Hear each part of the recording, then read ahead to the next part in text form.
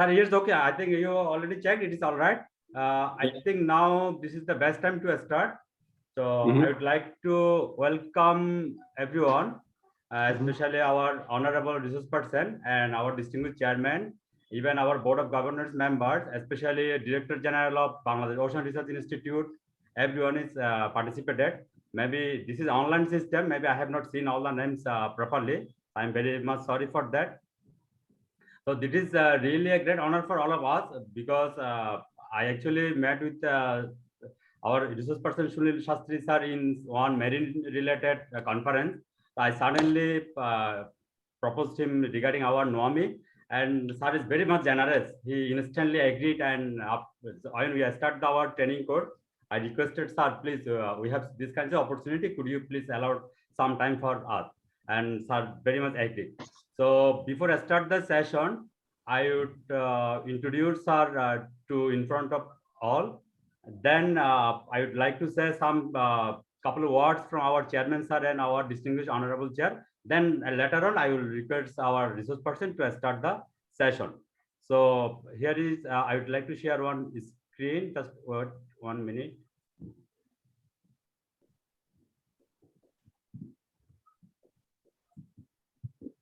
So before I start the session, I would like to introduce our honorable resource person in front of all of you. So it will be a bit easy for all of us to understand and to interact with each other. So our today's resource person is Sunil Murlidhar SHASTRI. Sir is the Director of Ocean Governments Limited of UK. Here is the brief biography of Sir. Sir is a consultant, expert and speaker in ocean and environmental governance. He found his passion in Maribas in 1982 under the tutelage of Elizabeth Mann Borghese and has since made it his mission. He is the best known internationally for his masterclass and for his erudite analysis and candid options. Sunil sir has attended at various times the Indian Institute of Technology, that is called Kharagpur, International Ocean Institute, Arts and Technical University, Dalhousie University, London School of Economics, and Harvard Kennedy School, supported throughout by prestigious scholarship. Previously, Sunil sir was a university academic, consultant and researcher in marine and environmental policy and in mining and ocean engineering. He has served on several public bodies as governor or trustee and is a Rotary International Paul Harris Fellow. Sunil was born in India in 1955 and has lived in UK since 1988 with his wife and son. So this is a very short biography of Sir. So before I start the session, I would like to say welcome speech by our honorable chair, Dr. Samarendra Karmakar. He is the chair of NOAMI, National Oceanographic and Maritime Institute. Dr. Samarendra sir, are you there? Dr. Karmakar sir? Sir, we are not listening you, I think. We can't hear you, sir. Yeah, now okay, now okay.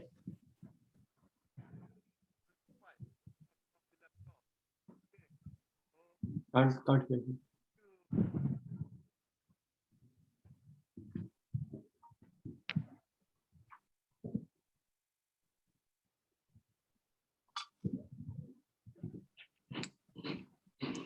We can't hear you, sir.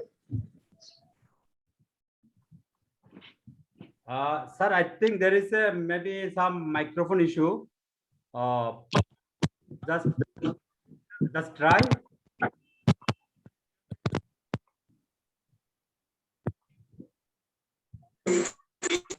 Hello. Yes, sir. Now okay. Now okay, sir. Now okay. Yes, sir. Please. I was telling that we are very happy to welcome Dr. Sunil SHASTRI to deliver a lecture on NOAMI's training, 17 training courses. And I think all of our, do you hear me now? Yes, sir. Very nicely. The voice is very loud and okay. I think our participants and the students, as I came to know that a number of students are also taking part from different universities, and the resource persons and the governing board members who are present, I think will be benefited to have some fruitful lecture from SHASTRI. And it will be very good that the SHASTRI will present a very good paper here. And that will, I think, help our students to understand the ocean conditions, and the lecture will be very much appreciated. So I wish to apologize because I am in another meeting. So let me allow to join in that meeting, which will be ended shortly. So I have to be there. I must again thank Dr. Shastri. Hello, Shastri ji. Hello. Hello, Shastri. Yes, hello. Thank you very much. Thank you, Dr. Karmakar, and thank you for your kind words. Namaskar. So maybe Yeah. in future, Namaskar. Namaskar. Namaskar. Namaskar. Have a nice time, and I think our participants will be very much benefited with your lecture. Thank you very much. Thank you. Very kindly. Thank you.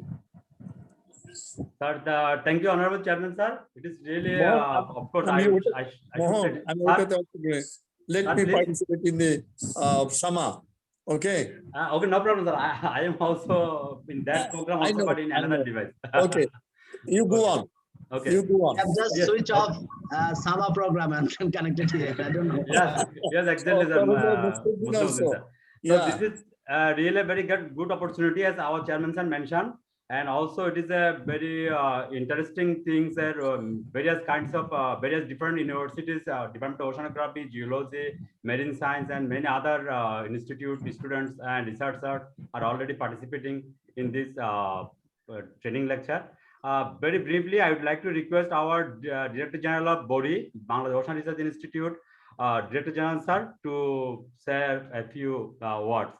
Sir, are you there? I am going now.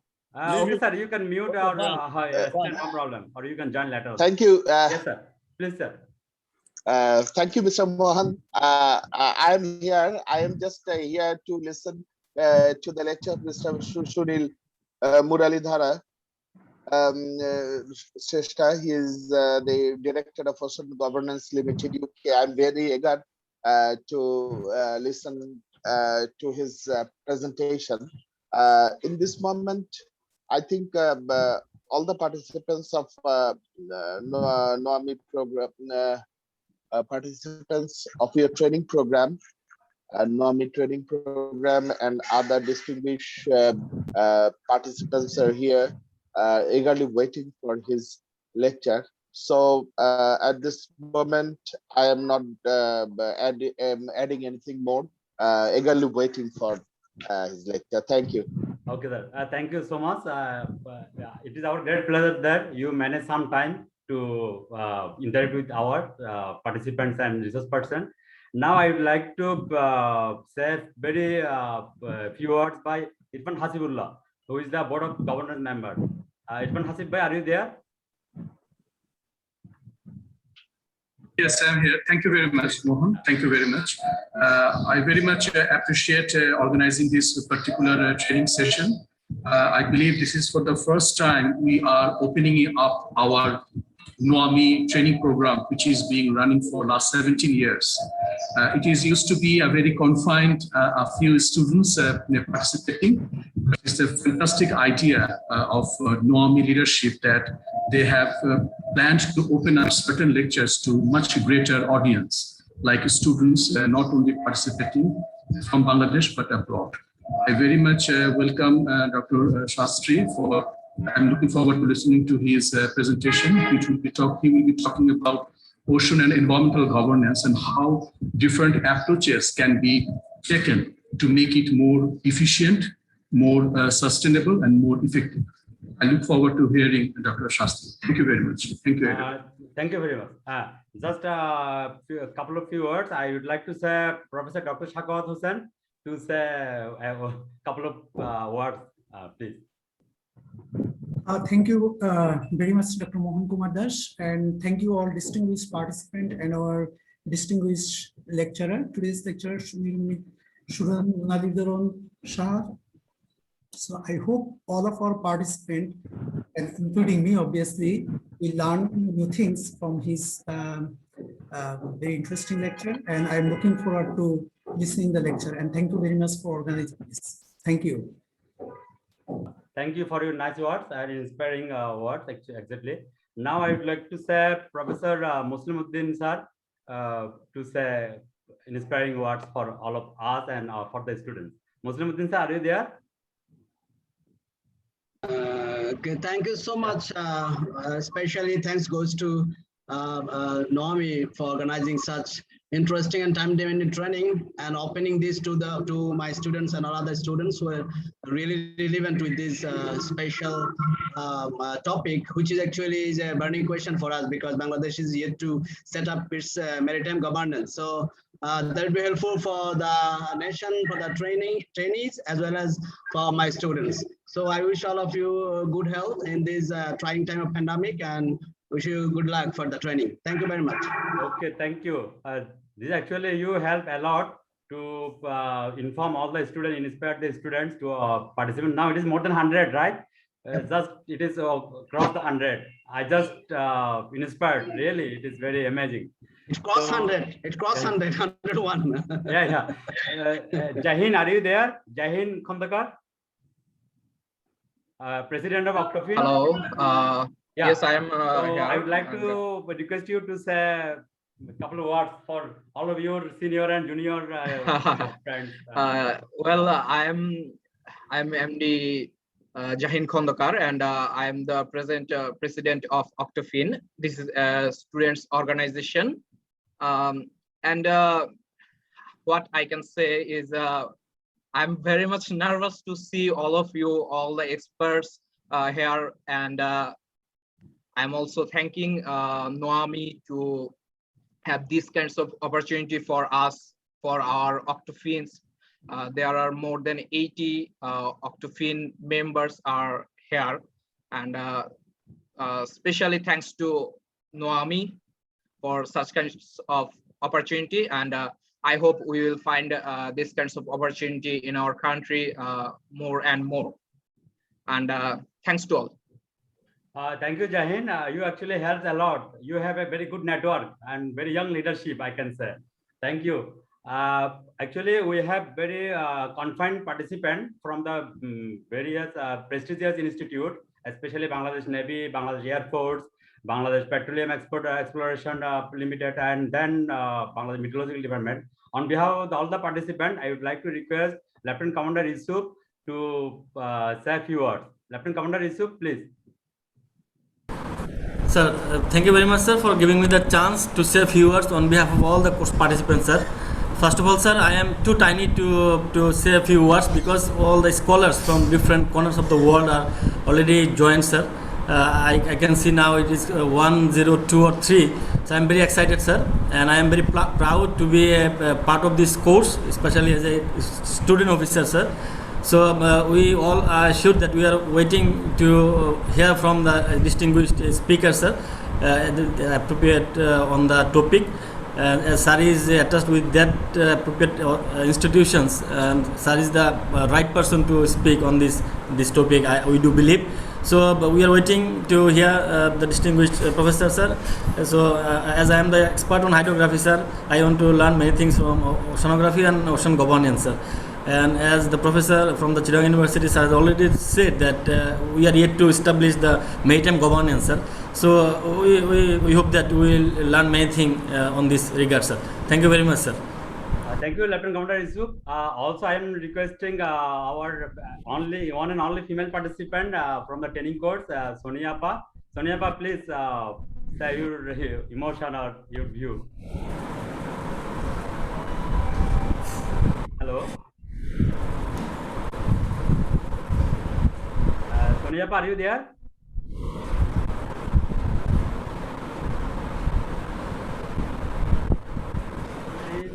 I have seen her. Hello. Yes, please. Assalamu alaikum. Yeah. I'm Sunil. I work at BAPEX, Bangladesh Exploration and Petroleum Exploration and Production Company Limited. I'm too much honored for that part. Too many students and higher authorities are there. So I'm so glad. Thank you. Hello. Hello. Okay. Yeah. Thank you, Sonia Pa. It is really nice that female are engaging in the ocean related activities. So it is very much important, especially for the South Asian countries.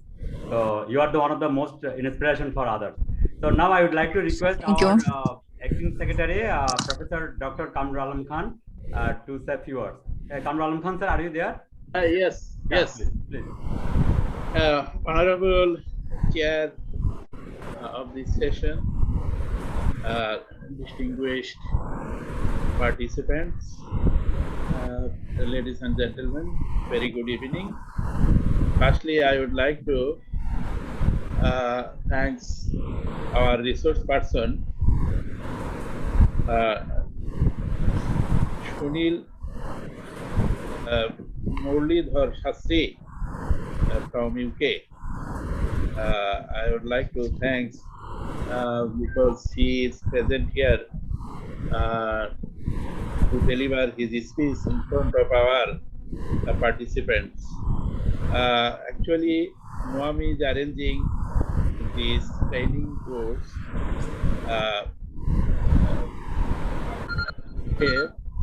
offline training course, but due to pandemic situation, we are arranging online.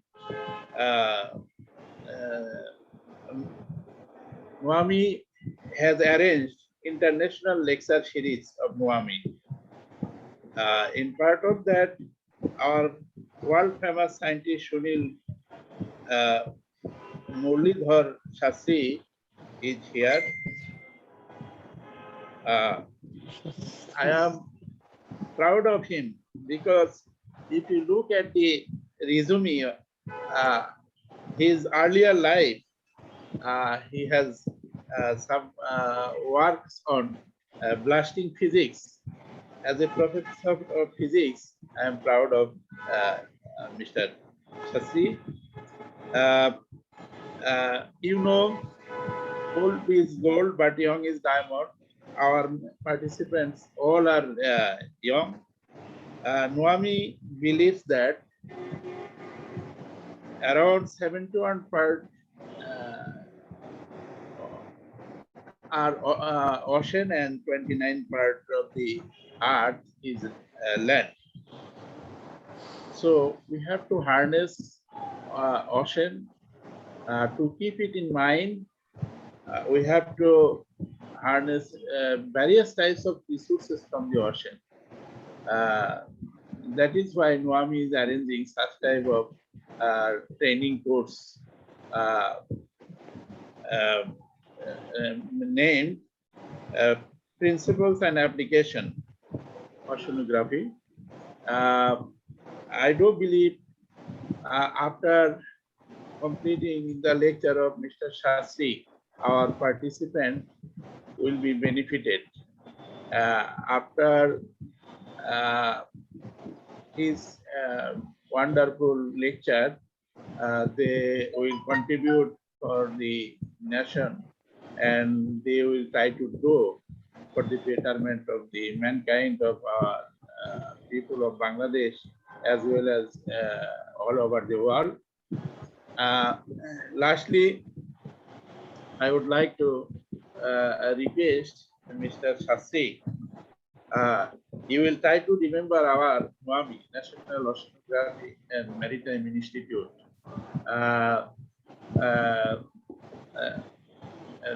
When we will invite you, you will consider like this lecture. Actually, if you look the resume of Mr. SHASTRI, he is our very neighbor. He was born in Pune. He has one son. I can see if you look at his resume. I pray to Almighty God for his beautiful life, healthy life, and I pray to Almighty God his long life. I do believe he will contribute a lot like his previous contribution to the world. Lastly, I would like to thanks Mr. Dr. Mohan Kumar Das, Executive Officer of NOAMI. He is doing a lot for NOAMI. Thank you all. Thank you again, all of you.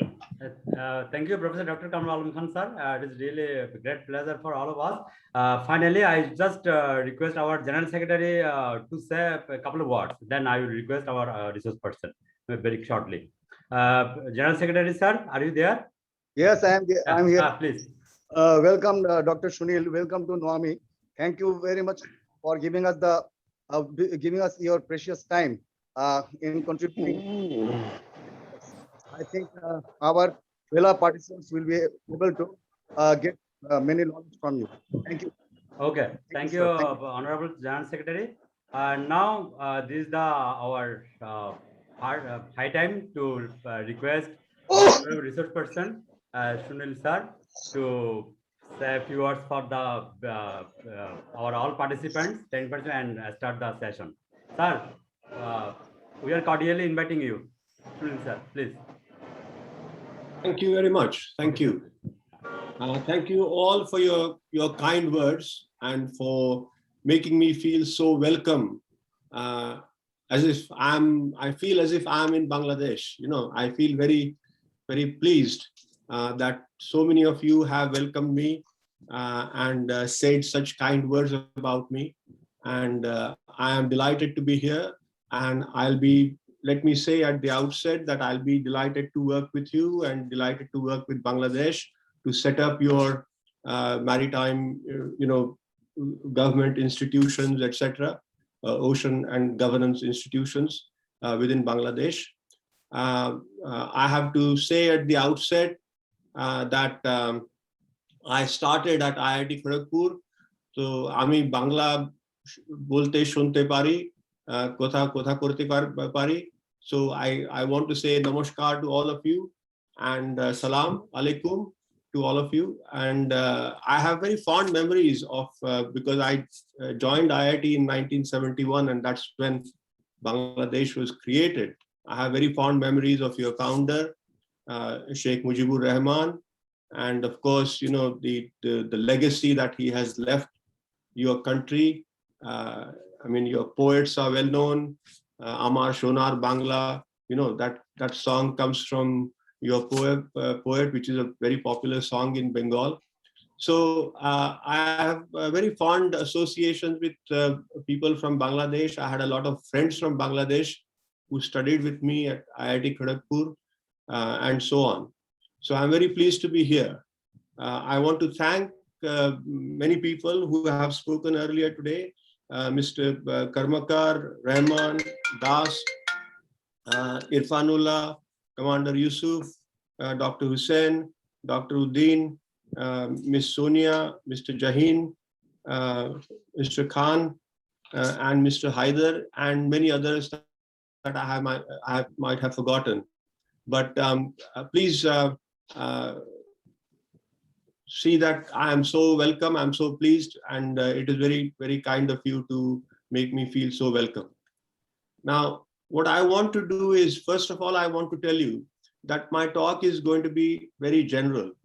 It's an introductory talk. I want to basically introduce my own ethos and my own philosophy to you.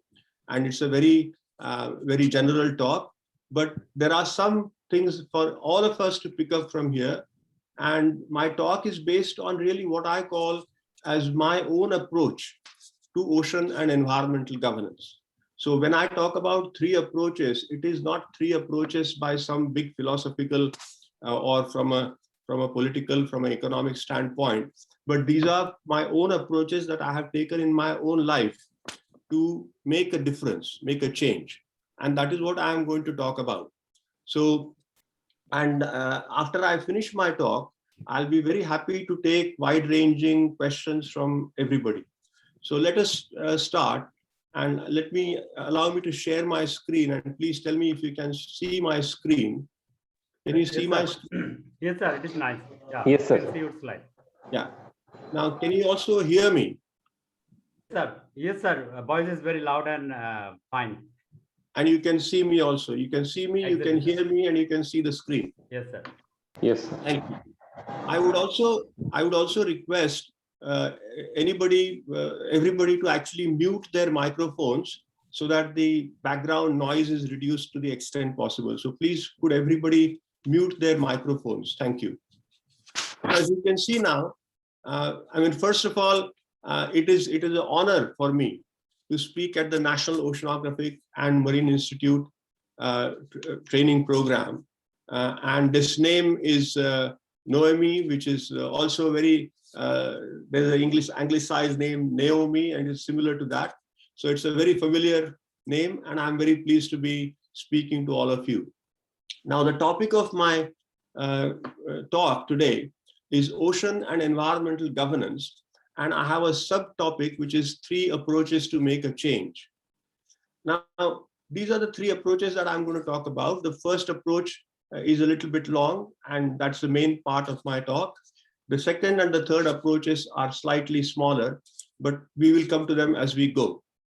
Now, all my talks, all my public talks are dedicated to 2 people. They are dedicated to the memory of my late father, who was a very good public speaker, and to my mentor, Elizabeth Mann Borghese, who was my mentor from 1982 until she died in 2002. My father also died in the same year, within 10 days of each other. So as a tribute to them, I started with this lecture circuit called 7 Pillars of Ocean Governance, and which is what I have been doing for almost 20 years now. My mother, of course, is still in Pune, and my wife is there, and they might be getting the chance to watch this video later. So my tribute to also my mother, and my best regards to my wife, who is not here for some time now because of this COVID situation. And my son is sitting right in this very room.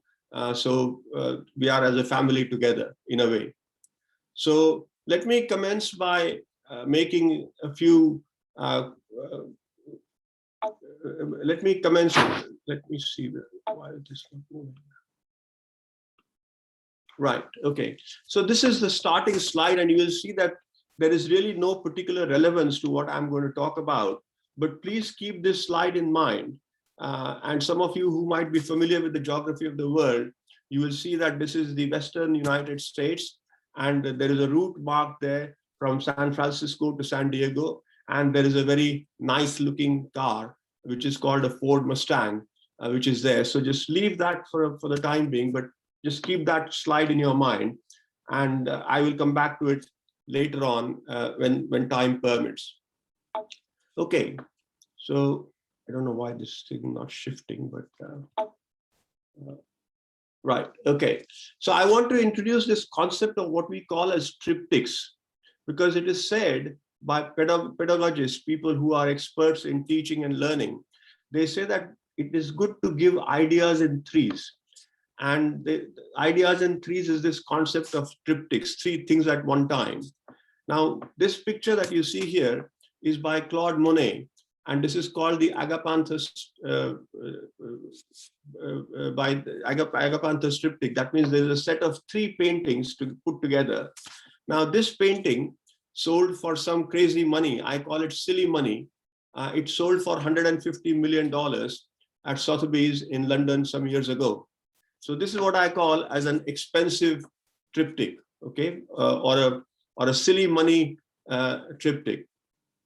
The next triptych that I want to introduce is this one, and this is the concept of 8 hours of work, 8 hours of rest, and 8 hours of what we will. And this triptych, so again, an idea in threes: 8 hours of work, 8 hours of rest, and 8 hours of what we will do. That means relax, leisure, whatever, read, enjoy music or whatever. So this idea came from Robert Owen. This triptych came from Robert Owen, who was a utopian socialist scholar. and philosopher. So he coined this phrase, and this is the other triptych, and I call this a revolutionary triptych. So you have got an expensive triptych and you have got a revolutionary triptych. But what I'm going to do is I'm going to introduce my own triptychs, and I hope, and I believe that my triptychs may not be as expensive or as revolutionary, but they will be useful. And that's what I'm going to do. So first of all, I'm going to talk about these triptychs very quickly. And these are issues and drivers. So what are the issues that affect the nature, the environment, the people, the planet, and so on? And what are the drivers? What are the things that make things better or worse? For example, science and technology is a positive and a negative driver. And what are the approaches? So approaches is when I talk about my 3 approaches or ideas. So which is why I call it ideas, as in the acronym that I have used there. And then I use my approaches, and the approaches are basically advice, advocacy, and action. And I'll come to those a little bit later. So those are the 3 approaches that I have used throughout my working life, right? At least from 1982, but even from before that. Then, of course, some of the key things that we want to focus on are things like democracy, demography, and demand. So Bangladesh is a country which has got a young population. You have got a relatively good, solid base of democracy in the last few decades. And because you are a rising economy, Bangladesh is now doing very well in the South Asia region. In fact, I understand that Bangladesh had just recently taken over India in terms of per capita income. So the demand's going up also. So that's another useful triptych there. But then again, the downside is the problem of high population, poverty, and pollution. Our Indian Prime Minister once very famously said, Indira Gandhi, at Stockholm Conference in 1972, she said that poverty pollutes, and absolute poverty pollutes absolutely. Then, of course, as a result of that, we have this problem of death, disease, and destruction. And we have seen now this COVID, which has created a havoc almost in all parts of the world.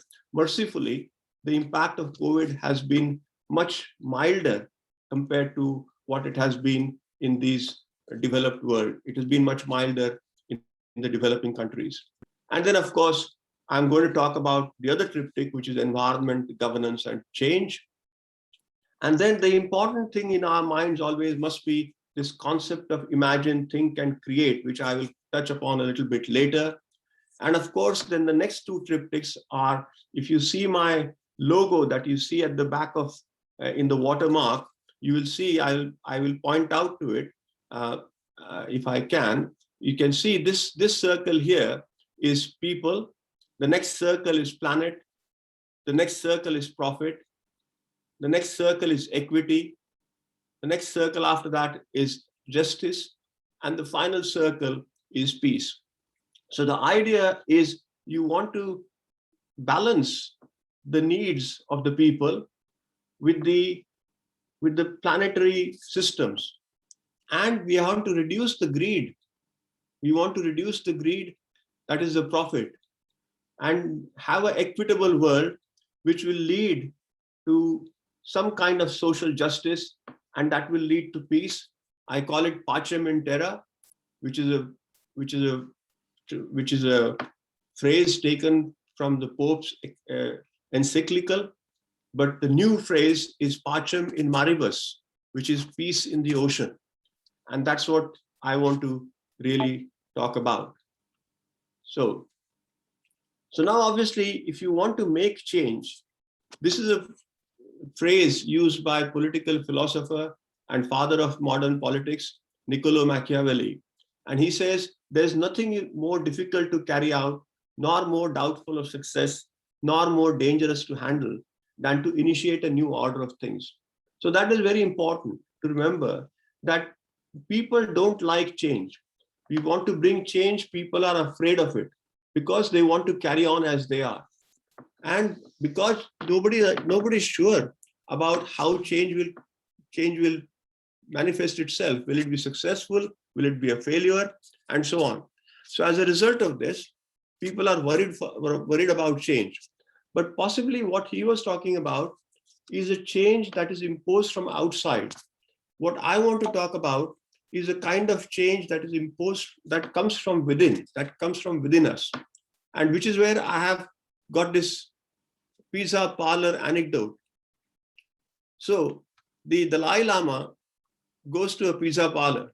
Dalai Lama, as you know, the great philosopher and Dharma Guru. So he goes to a pizza parlor to order a pizza, and he says, I would like to order a pizza. And the guy there at the counter says, sir, what sort of pizza would you like? And he says, make me one with everything. So he's talking about this philosophical way. So make me one with everything. So fine. So this guy takes the order, takes the money.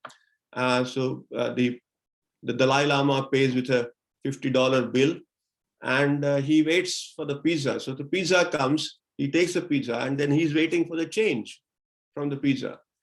And when the change is not forthcoming for a long time, he says, what about my change? And the chap serving him, he says, sir, the change must come from within.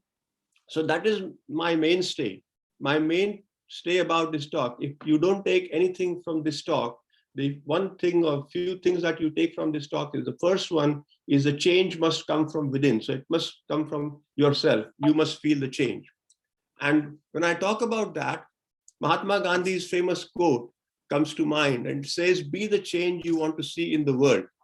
So whatever you want to change, you want to make the changes, you must yourself practice those things only, and only then people will accept your things to make changes. Michael Jackson, for example, very famously sang of Man in the Mirror. So Man in the Mirror means he was talking about what each person, because you get up in the morning, you look into a mirror, who do you see? You see yourself. You want to change that person who you are seeing in the mirror. You have to change yourself. So whether you consider Michael Jackson as your hero or Mahatma Gandhi as your hero, the main thing is you must change yourself. So I very quickly want to go into governance and government.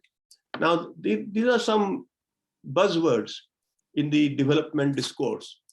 Now, some of the key things about government and governance are public sector management, transparency, legal framework, accountability, information, etc., etc. And we also need these characteristics in people who want to lead public life, which is things like selflessness, integrity, objectivity, accountability, openness, honesty, and leadership.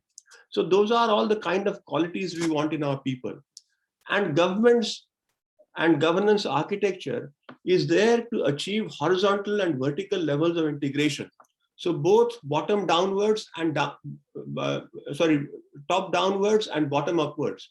So you cannot impose things from the top all the time, nor can you consider everything from the grassroots level. There has got to be a combination. It's also got to be multi-scalar.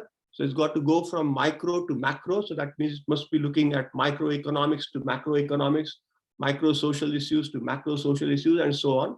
So from a very small level to a large level, and at multi-level, going from local, that means going from your districts, villages, etc., going all the way to global, to the United Nations level, etc. So if from your Gram Panchayat or municipal corporation or whatever you might have, from that level all the way to the global level. So the challenge of governance in our times is best encapsulated by this conversation between Louis Fisher, who was a biographer of Mahatma Gandhi. And he asked Mahatma Gandhi, what do you think of Western civilization? And Mahatma Gandhi said, that would be a splendid idea. So that means there's so much to be learned from the mistakes of the Western civilization for countries like Bangladesh, for countries like India, when we make our own changes.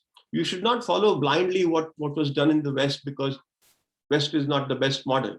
So you have to think of other possibilities. So I come to my first of my three approaches, and what I call as a triptych of advice, advocacy, and action. So the first one is, as I said, is the longer one, and I call it I have developed, as I said, that into a masterclass on 7 pillars of ocean and environmental governance. And this is an idea that came to me, as I said, after my father and Elizabeth Mann Borghese both died in February of 2002, within 10 days of each other. So I came out with this lecture circuit based on their ideas, their philosophy, and my education and my learning that I had accumulated at that point in time. And then I have developed this whole circuit from there. The title comes from the famous book by T. Lawrence, The Lawrence of Arabia, Colonel T. Lawrence. And he wrote quite an unreadable book called 7 Pillars of Wisdom. It's one of those books that all scholars have on their bookshelf, but hardly anybody seems to have read it from cover to cover. It's similar to the book by The Brief History of Time by Stephen Hawking. And again, it's the same kind of a book, which is unreadable, but people like to have it on their bookshelf. So those are my 7 pillars of governance, and I don't call them 7 pillars of wisdom, because I'm not wise enough to tell people, give people wisdom. But those are my those are the 7 parts of my first approach, and we will talk about each one of them in some detail as we go. So the first one is science and technology. So science and technology is absolutely crucial. It has got to be the bedrock of everything we do. I see it as a quest for seeking knowledge and acquiring wisdom. So science is like knowledge and wisdom is technology. So for example, you have nuclear science, which is good, which is all good, is knowledge. But nuclear technology can be either a nuclear bomb or nuclear medicine or nuclear energy. So again, you have to be wise in your decision. So wisdom gives you the choice between good technology and bad technology. Science is all good, knowledge is all good, but the application can be good and bad. So there are things like, known knowns, so things that we know. There are known unknowns, the things that we don't know. But there are also unknown unknowns. There are things that we don't even know that we don't know. And that's what science is all about. Science is about finding things that we don't even know that we don't know. And science is about dreaming. Einstein said that imagination is more important than knowledge, because imagination is unlimited, knowledge is limited. So dreaming is very important, but not dreaming when you sleep, but dreams that won't let you sleep. So those are the kind of dreams that are important, that you get an idea, and the idea won't let you sleep until you do something about implementing it.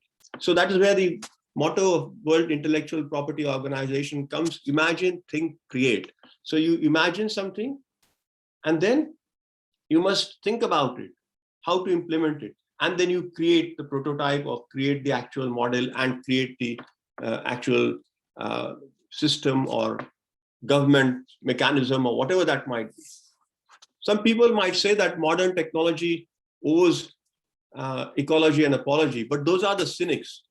Technology is a double-edged sword. Science and technology has led to global issues that we have, global issues of climate change, of nitrogen disruption of nitrogen cycle, or biodiversity loss. But it is also science and technology which is providing us with solutions. Today, we are at a time in the world which is one of the best times to find solutions for the problems that we have. We have not had, in the entire history of mankind, mankind has never been better off than it is today, despite what bad news that we hear around us.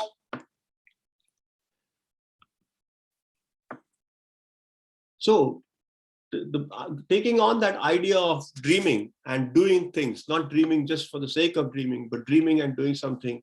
This is a quote by my mentor, and she used to always say that utopians of today, that the dreamers of today, they are the realists of tomorrow, and realists of today are dead tomorrow. So you have got to be a dreamer, you have got to be a utopian, you have got to be having lofty ideas so that you can make the world a better place. So the second approach that I have, the second pillar, is geopolitical economy. Where do you make things and where do you consume them? And where do the benefits accrue? Many times what happens is a country has a raw material, they produce it, but they don't consume it. It is consumed by somebody else. So somebody else is benefiting from it. which is where we come in terms of food miles, the concept of food being produced. Where is it produced? Where is it sold? I've just saw an article yesterday which said that peaches that are produced in Argentina are taken to Thailand for packaging and then sold in the US. So you can imagine the amount of miles, the carbon miles that are generated to take this simple product like the carbon trail from production to consumption to residue. You can imagine that kind of wasteful practices that we have in our current world. And of course, all impacts, as we have realized, are transboundary in nature. What happens in one part of the world has got impacts somewhere else. And you are familiar with the Boxing Day tsunami. When tsunami happened in Indonesia, but it affected all the countries. It affected all the countries in that region, starting from Malaysia, Thailand, Bangladesh, India, and all the way into Africa.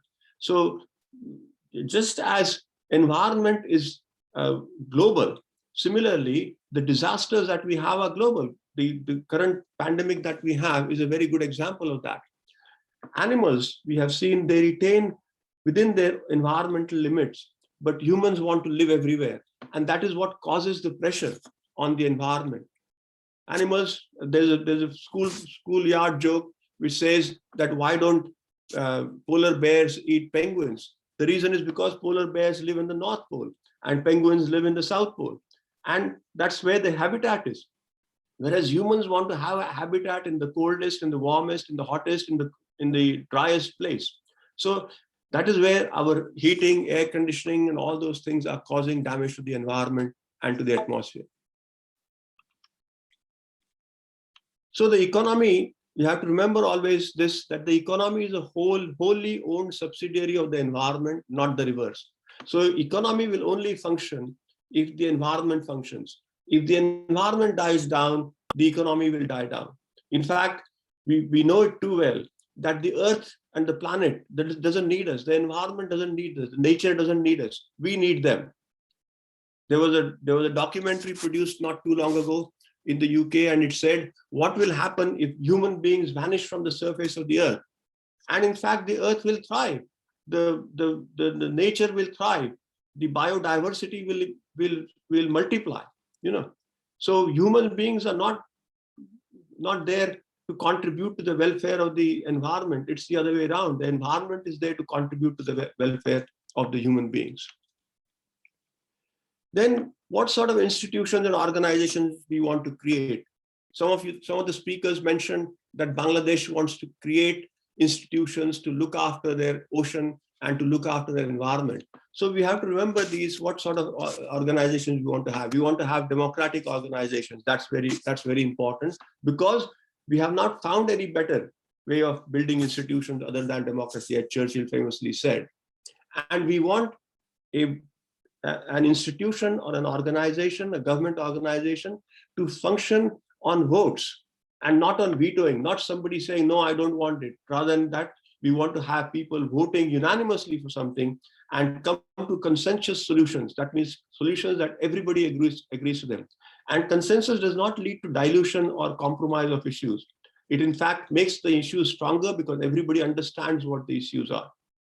Is to deal with easier and more amicable issues first and build confidence through consensus. That's a good idea of doing things, and that's how institutions can be built.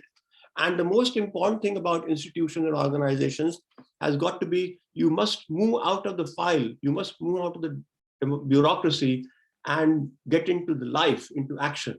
So bureaucracy is not important. It is what you do is important. When you read the history, and when you read the biographies of big people, important leaders, you will see that they will be remembered for what they do, and that is most important. So less government and more governance. So less arrogance and more humility. Those are the needs for institutions and organizations. Excuse me.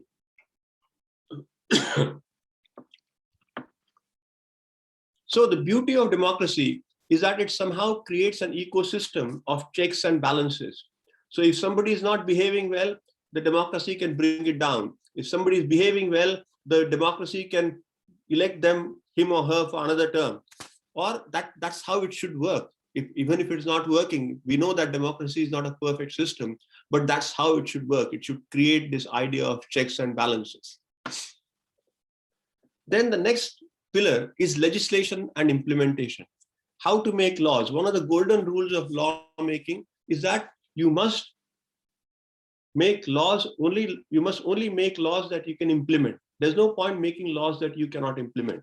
So one of the greatest purpose of lawmaking as far as environment and ocean are concerned is the continuous development, periodic review, and uniform application of the rule of law.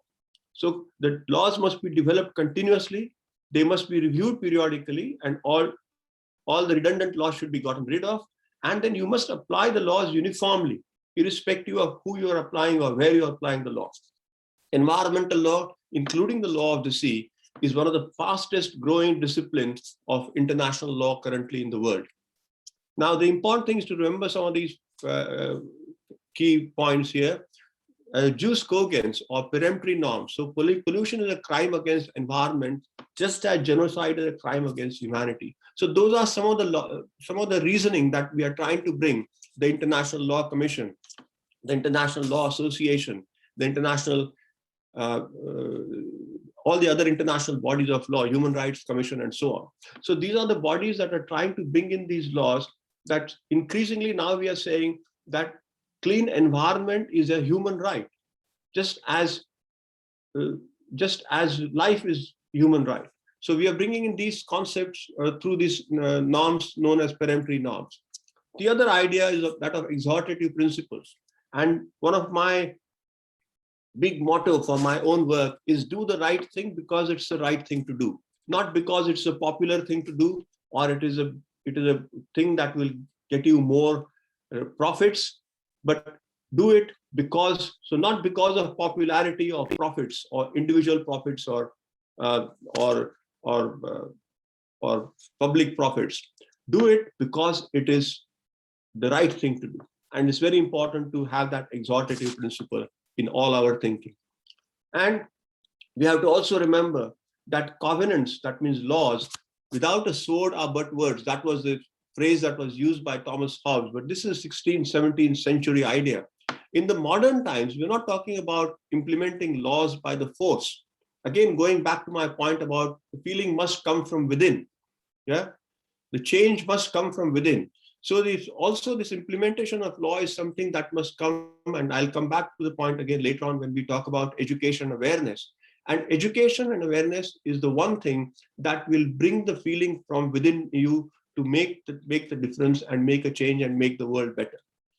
Then, so which is why we don't use this policy of covenants without sword are but words, but we say we have shifted from this idea of polluter pays principle, that means somebody who pollutes must pay for it.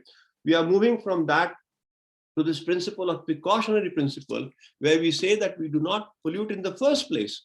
So that is known as primum non nil nocere or primum non nocere. So the principle of sic utere tuo, which was there hitherto for thousands of years, that if you do damage, you must pay for it, which is also fine. But the more important principle is to stop the damage from happening in the first place, and that is what is a precautionary principle. And I always use this as a side joke. You watch the Homer Simpson cartoons, and you will know that in our polluter pays principle mode, we have created nuclear liability convention in the 1960s, but nuclear safety conventions in 1990s. That should be the other way around. You should have created safety conventions first and then liability conventions. But that is how our world was. But now we are learning and we are realizing that it is important to think about safety first and then think of attaching liability to somebody who creates the problems. So and again, despite everything, we have to remember this, and this is where we have to make a lot of headway into improving our situation. Our world is getting increasingly lawless, and when I say lawless, it is not, I don't refer to law as such, and we are probably also getting lawless in that sense, but it is, we are getting more landless, our lands are getting less productive. I mentioned nitrogen cycle disruption. Our We are getting more airless. Our air is getting increasingly unbreathable. There is tremendous amount of pollution in many parts of the world, in many large cities, and we are getting waterless. Our water is getting undrinkable, unpotable. So those three are becoming huge problems. And this is my very favorite acronym for the word law. So law is nothing. In fact, Thiruvalluvar, a famous Indian poet, he talks of the basic purpose of law is to share our lives and share our breath. And that is the basic purpose of law, and that is what it is. So landless, airless, and waterless is not the situation we want to be in. We want to be in a situation where our lands are productive, our air is clean, and our water is drinkable. Then stakeholder engagement. So stakeholders who? Stakeholders, all of us. According to the Agenda 21 of the United Nations in 1982, in 1992, the United Nations defined stakeholders as those people listed there. And the top two, if you see there, I mean, the list goes on to indigenous people, NGOs, local authorities, etc., etc. But the top two listed there are women and children and the youth. Now, I am very heartened that you have at least one participant in the name of Miss Sonia there, but there's got to be more of them. There's got to be more women, because women are 50% of the world. And of course, you have the great example for the world because you have a woman prime minister. You know, India was the second country to have a woman prime minister. Sri Lanka was the first country to have a woman prime minister. So Asia has been leading in that sense. So why not at ground level? Why not more women? Because women are the 50% of the world, and children is the next one, because children, and again, demographically, Bangladesh has got a vastly young population, just as India has, just as all of Asia has, where we have a generally young population. So these youth of today are the future of tomorrow. So unless you invest in this youth, your future is not bright. And it's very important to invest in the youth, in their education, in their welfare, in their health. So women and youth are very important. So women and youth, as I've said, are 50% of the world. Women are 50% of the world, and youth are the future of tomorrow. And I have this hashtag, which I use in all my social media, that women will work wonders worldwide. That's my hashtag. So, and then role of civil society. Civil society is all of us, governments, non-governmental organizations, industry, commerce, and you and I, all of us are part of civil society. We always talk of corporate social responsibility, you know, but what about individual social responsibility? Giving back. If you have done well, why not give back? I was in Malaysia some years ago, and I saw a big poster. I saw many big posters, the same posters repeated along the highway going from the airport to Kuala Lumpur, and it said, when you become rich, don't increase the standard of your living, but increase the standard of your giving. And I'll come back to that point again a little bit later. And no man is an island. This we have to remember. We are not anything on our own, but we have created our own island, sadly.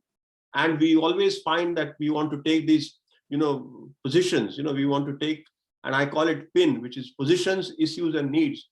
Our positions are in transition. We are far away from each other when we take a position. We say, oh, I'm the physicist, I'm the chemist, I'm a farmer, I'm whatever, I'm the most important person. The issues are the same. The issues are all the same. Roti, kapda, and makan. As Indira Gandhi used to famously say, food, clothing, and shelter. Yeah. And the basic needs of humanity are even absolutely same. Water, basic need, water, air, land, those are basic needs, and they are same. So that's why I call it PIN. So again, Mahatma Gandhi very famously says that there is enough in the need in the world for the need of everybody, but not enough in the world for the greed of anybody.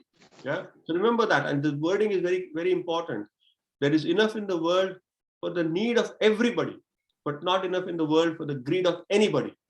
And the same thing is said in a different way by Mick Jagger of the Rolling Stones.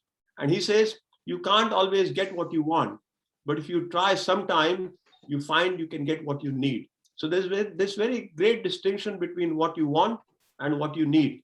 So again, like I said before, Michael Jackson or Mahatma Gandhi, pick your hero. Again, Mick Jagger or Mahatma Gandhi, pick your hero. Doesn't matter who is your hero, but listen to the correct thing or listen to the right thing that they're trying to say. So again, the Rio Declaration, that's where the Agenda 21 came. And in the Rio Declaration Principle 10, it says environmental issues are best handled with the participation of all concerned citizens. So there must be participation. You must interact. You must push your MP. You must push your local government. You must push your national government to do the right thing because it is the right thing to do. And only then your society, your country will advance and become, and you are doing well. So you are on the right track, obviously. You know, the human development indices in Bangladesh are good. The child mortality is getting better. The maternal deaths are getting better. The malnutrition is getting less, and so on. So things are getting better in Bangladesh in many ways. So let's come to the next initiative, which is the 6th initiative. And this is called financial initiative. So I've always said that, yes, do the right thing because it's the right thing to do. But doing things costs money. You need money for doing things. So what are the ways in which you can get money? And again, these are the things that large corporations, governments, etc., can do. They can have what is called as public-private partnerships, private finance initiatives, getting private corporations to fund public investments or public projects, getting foreign direct investment, getting money from foreign countries, foreign corporations into your country to do the things that you want to do. And remember this, nobody is doing this altruistically, because improving the conditions of Bangladesh, improving the conditions of South Asia is as important to the United States or to Europe as improving their own conditions. Because if they don't do that, the whole world is one place. We are all on the same planet. We are all on the same planet. So it doesn't matter whether one part does well and one part does badly. Everybody is going to suffer equally, or everybody is going to suffer. Everybody is going to benefit. Then there are a number of multilateral development finance institutions. The World Bank Group has got a whole range of mechanisms for providing grants, providing loans, etc. And then, of course, there is a regional development banks, and of course, closest to us is the Asian Development Bank. But there are others for the rest of the community, rest of the world, in Europe, and Latin America, and Africa. And then there is, of course, a Global Environmental Facility, which gives matching grants for incremental environmental amelioration projects. So if you have a project which is costing £10 million, and the improvement of environment is costing another £5 million, the World Bank will give the extra £5 million by matching the grants, and that's what it is called. So again, the important thing to remember there is enterprises do stuff to make money. So corporations are producing stuff because they want to make money. If you are a steel maker, if you're a cloth manufacturer, whatever, you are doing those things to make money. It's the other way around for environmentalists. Environmentalists need money to do stuff. So we need money. So money cannot be ignored. It's a very important aspect of our functioning. And then finally, I come to the 7th pillar. And this sort of wraps up my first approach. So I consider, obviously, because I have been a lifelong academic, this is my most important pillar. But if you look at the previous 6 pillars, each one of you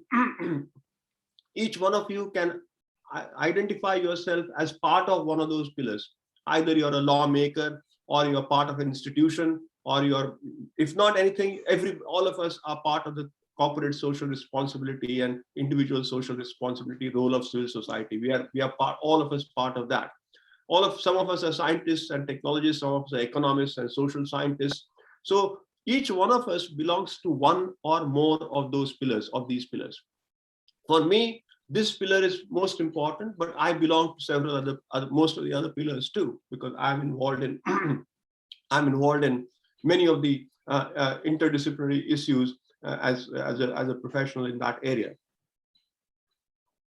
So when I talk about education, it doesn't mean the kind of thing that we are doing now. That is not the most important thing. Education has to start at a very young age. And my mentor used to often talk about children. He used to always refer to everybody as children from the age of 8 to 80. And I asked her, why does she say, why does that 8 to 80? And she said that it is at the age of around 8 that when we are born, when we are children, we are like little animals, you know. But it is at the age of 8 that you become sort of sentient. You start to understand things. And that is the point at which you must capture. You must start educating children at that age. And then I said, why 80? Why 80-year-old people also are children? So she says, so as long as you're curious, as long as you're a curious person, the child within you has not died, you know. So you must have the zeal and the will to learn all the time. In fact, my mother is 89, and even today, if you tell her something new, she will try to learn it. She uses email, she uses iPad, she can, you know, do FaceTime with me on a day-to-day basis. You know, she can use WhatsApp, you know. So I mean, you can see, I mean, 89-year-old woman doing that. So that's what is this idea of learning, curiosity, inquisitiveness. These are the criteria of education. And of course, training of mid-career professionals. I think this is what we are doing now. You are all mid-career aspiring professionals, researchers, lawyers, civil servants, or even politicians who might be in the audience, and students of various disciplines. And of course, contribution to the work of range of organizations, local to government, global, in the area of governance is what I do. I also facilitate what you call as stakeholder dialogues, you know, getting people together. I'm a reasonably good mediator, negotiator, a diplomatic kind of a person, so I can bring two parties together and help them mediate and negotiate and come to some kind of arbitration and resolution of the dispute. And then promoting awareness through these kind of speaking engagements. You know, this is, as I said, I'm not speaking specifically on any subject in depth, but this is just to give you a flavor of my philosophy and my thinking. And so that is what I do. And I do this now. When you talk of this lecture circuit, even if you talk of the 7 pillars of ocean and environmental governance, that forms a proper long, 36 hours actually, training program. And then that is where I will go in depth in each one of those. And that is where you will get more from me, from my understanding and from my expertise and experience about ocean and the environment. And again, the most important thing about education awareness is a wealth. It is a wealth that grows when you give it away. Anything else that you give, you know, in our ancient philosophies of our Asian countries, we talk in terms of what is the best thing to give. And money, because if I give money to somebody, they will say, oh, why didn't you give me more? If I give cows to somebody, they'll say, you gave me 5 cows, why didn't you give me 10 cows? So people say one of the best thing to give is food. Food means feed them lunch or dinner, that kind of thing. Food, you know, feed them a meal. Because once you're full, you cannot want any more. So that is one way of giving the best gift to anybody, giving food to the hungry. But then that is not important. I'll come back to that point also a little bit later, what is more important. But education, but when you give something, yes, the point is when you give something, it reduces. If I have 10 rupees, and if I give 5 rupees to somebody, I only have 5 rupees left with me. But that's not the case with education. If I give my knowledge to somebody, my knowledge actually increases. Why? Because at the end of my lecture, you're going to ask me questions. And when you ask me questions, I'm not going to know half the answers. So I'm going to say, sorry, I don't know the answer, but I'm going to find out. So I'm going to go back to my library and I'm going to read. I'm going to the internet and I'm going to search and I'm going to read and I'm going to learn. So next time when I talk to you, not only will I have answers to your questions, but I will have new things to say to you, you know. And that is why education is the most important of these 7 pillars, according to me. But all pillars are important, and we are all members of each one of those pillars. So why is education important? And this quote is very telling, and it says, in the end, we will only protect what we love. We only love what we understand, and we will understand only what we are taught. So that is why education is important. Teaching, there's a linkage from teaching to protection, environmental protection. Here what we mean is environmental protection. So in the end, we will protect only what we love. And that is our nature, human nature. You know, we are told right from the childhood, oh, these are nice people, those are not nice people. So, or these are nice creatures, these are not nice creatures. So snake is not good, tiger is not good, but cow is good, or buffalo is good because they are useful for us. Yeah. So how do we love everything? Because everything has got a place. Nature, all the flora and fauna has got a place in nature. They're all part of a big jigsaw puzzle. If you remove one piece of the jigsaw puzzle, you cannot complete the jigsaw puzzle. Yeah. So we will only love what we understand. So only when you are taught right from your childhood that smoking is not good, eating unhealthy is not good, not doing exercise is not good. Those are the things we will understand, and those are the things we will love, and we'll practice them. And we will understand only what we are taught. So there's this great linkage between environmental protection and education. And this comes from Baba Dioum, who's a Senegalese engineer, who said this at a conference in India, at IUCN conference in India. And this is a great thought. He's still alive and doing his work in Senegal. Now, before I come to my next approach, if you want to take a break at this point, or shall I carry on? Please, can you tell me? Sir, thank you, sir. I think we can take a break for 5 minutes if participants allow. I think that will be convenient. We have enough time. So is that okay? So will you say 5 minutes? Yes, sir. I think 5 minutes. That will be better. Okay. Thank you. Okay, sir. Thank you. So, thank you. Yeah. Dear participants, we are going for a break for 5 minutes. Then we will start our session sharply 15:55. Thank you. Okay. Thank you, sir. Thank you, sir.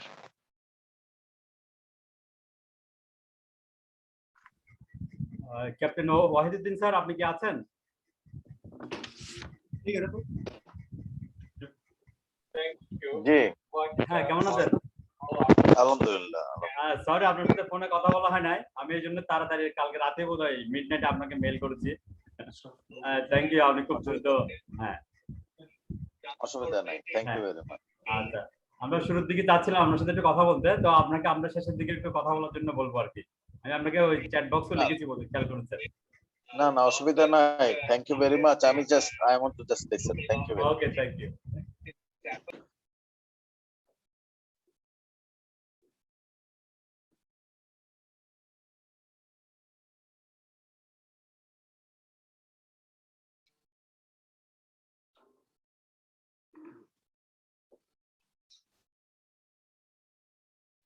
To interact with you directly. So yeah, I think it is better to start. Okay, sir. Yeah. Now my the rest of my presentation is much shorter. I mean, I have 33 slides altogether, of which I have finished 25. So this will be pretty quick. So are we ready to start? Yes, sir. Thank you, sir. Please start. Okay. So before I introduce my next approach, which is advice, I want to introduce these sustainable development goals, which all of you must be familiar with. Or if you're not, you should be familiar with all of these sustainable development goals.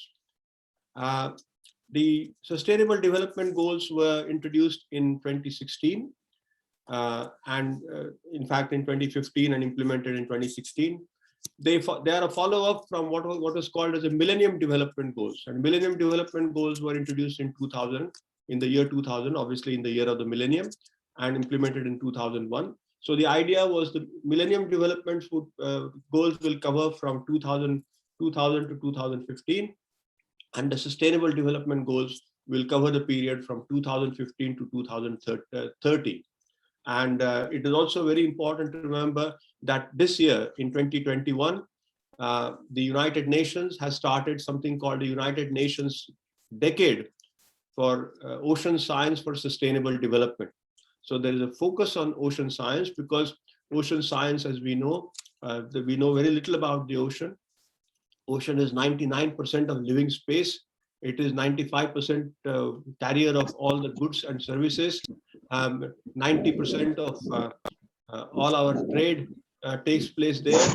80% of our waste goes into the ocean, and so on. So oceans are very important, and we know very little about them.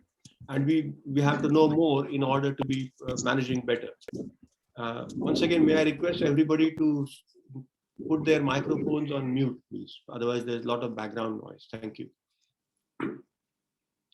So these are the Millennium Sustainable Development Goals. You can see there is 17 of them. And they are, as they say, in the US, they call them motherhood and apple pie. That means, they are all things that everybody likes to have.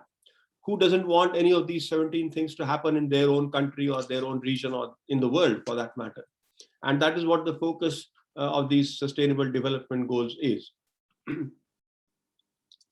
But that takes me to my second approach, which is advocacy. So advocacy means what I like to talk about. So advice is the thing that I do as part of my livelihood, because obviously I am a consultant and I make a living from this. So obviously advice is where I am getting my fees, and I'm earning a livelihood for myself and my family. But advocacy is where I like the idea of somebody else, what they are doing, and I will help them, and I'll talk about their idea. And one of the ideas that I want to mention here is this idea of giving. It is our moral duty to give. That is my another motto. And this comes from an old concept of 0.7. 0.7 was a voluntary commitment made by the OECD countries, the Organization for Economic and Development, Organization for Economic Cooperation and Development countries, OECD countries, who are basically said that they will give 0.7% of their GDP to overseas development help, Now call it aid. But they have not reached that. The most countries that give it are the Scandinavian countries, which are small. The only large country that has met the target of 0.7 is UK, possibly. And the others are small countries like Netherlands, Norway, and so on, because their GDP is small compared to some of the large countries. USA, which is the largest economy in the world, only contributes 0.1%. So this has to change, because the more the countries give to ODA, I mentioned it before, that the development of world is not dependent on development of the rich countries. The development of the world is dependent on the poorest of the poor country developing. Countries of Africa, Asia, and Latin America must develop. Mahatma Gandhi used to talk about Sarvodaya, and he used to talk about Antyodaya. Sarvodaya means upliftment of all, and Antyodaya means upliftment of the last person in the queue. And that is exactly applicable to countries also. So it is very important that all of us give individually and as large corporations and as business houses, and as well as governments. Rich governments must give to others. So I will not go into the Singer test here, because that's a test, actually, you can read about it. Singer is a very famous environmental philosopher. He's an Australian based in USA at Princeton University, and he's written lots of books on environmental ethics, and he has got a test for giving. Again, this question of want versus need, which we talked about earlier. And what does that mean in resource terms? If these developed countries give the 0.7% of their thing to overseas development aid, then it will contribute year after year to dealing with death, disease, and destruction, servicing the sustainable development goals that I mentioned, the 17 goals earlier, and the previous 8 goals before that, and natural disaster mitigation. Every year, there is big disasters all over the world, and we are looking for money to mitigate those disasters. But that can be done, that polluter pays principle reversed. Instead of having disasters, have mitigation measures so that the disasters don't happen, or if they happen, they are less severe. So again, going back to the point I was making about, feeding the hungry or giving education, this is very important. And this is where education also comes in. So to those that hunger, give bread. So people who are, very hungry, they need basic thing. What is the basic thing? They need food and water and shelter. So give them that. But then once people have the food and water and shelter, what's the next thing that they need? They need education. They need hunger for justice. And hunger for justice will only come with education when people know what their rights are, when people know what their responsibilities are. And very important to give them bread for the very, very needy. And once they have the bread, once they have the basic necessities satisfied, then next thing you must inject in them. That's like a vaccination, like giving an injection, a dose of vaccination, that they must have this vaccination of hunger for justice. They must demand justice and command it from their rulers. And that is very important for us to remember. And the last point, and this is very important. So the first one is where I earn a living. The second one is neither here nor there. Sometimes I earn money, sometimes I don't earn money, sometimes I spend my own money.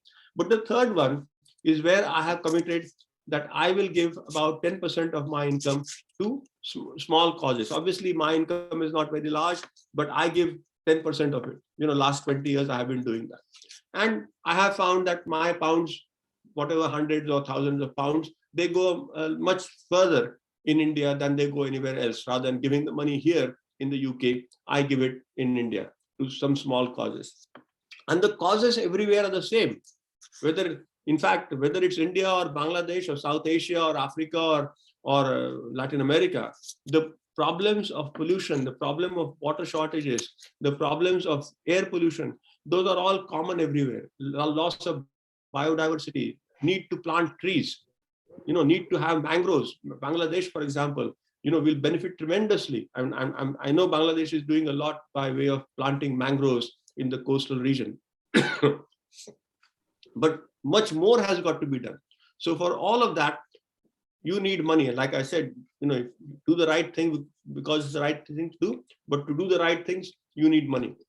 And that is where action comes in terms of giving as much as you can and doing what you can as an individual at every level, as an individual, as a society, as a group, as a working group, as your community.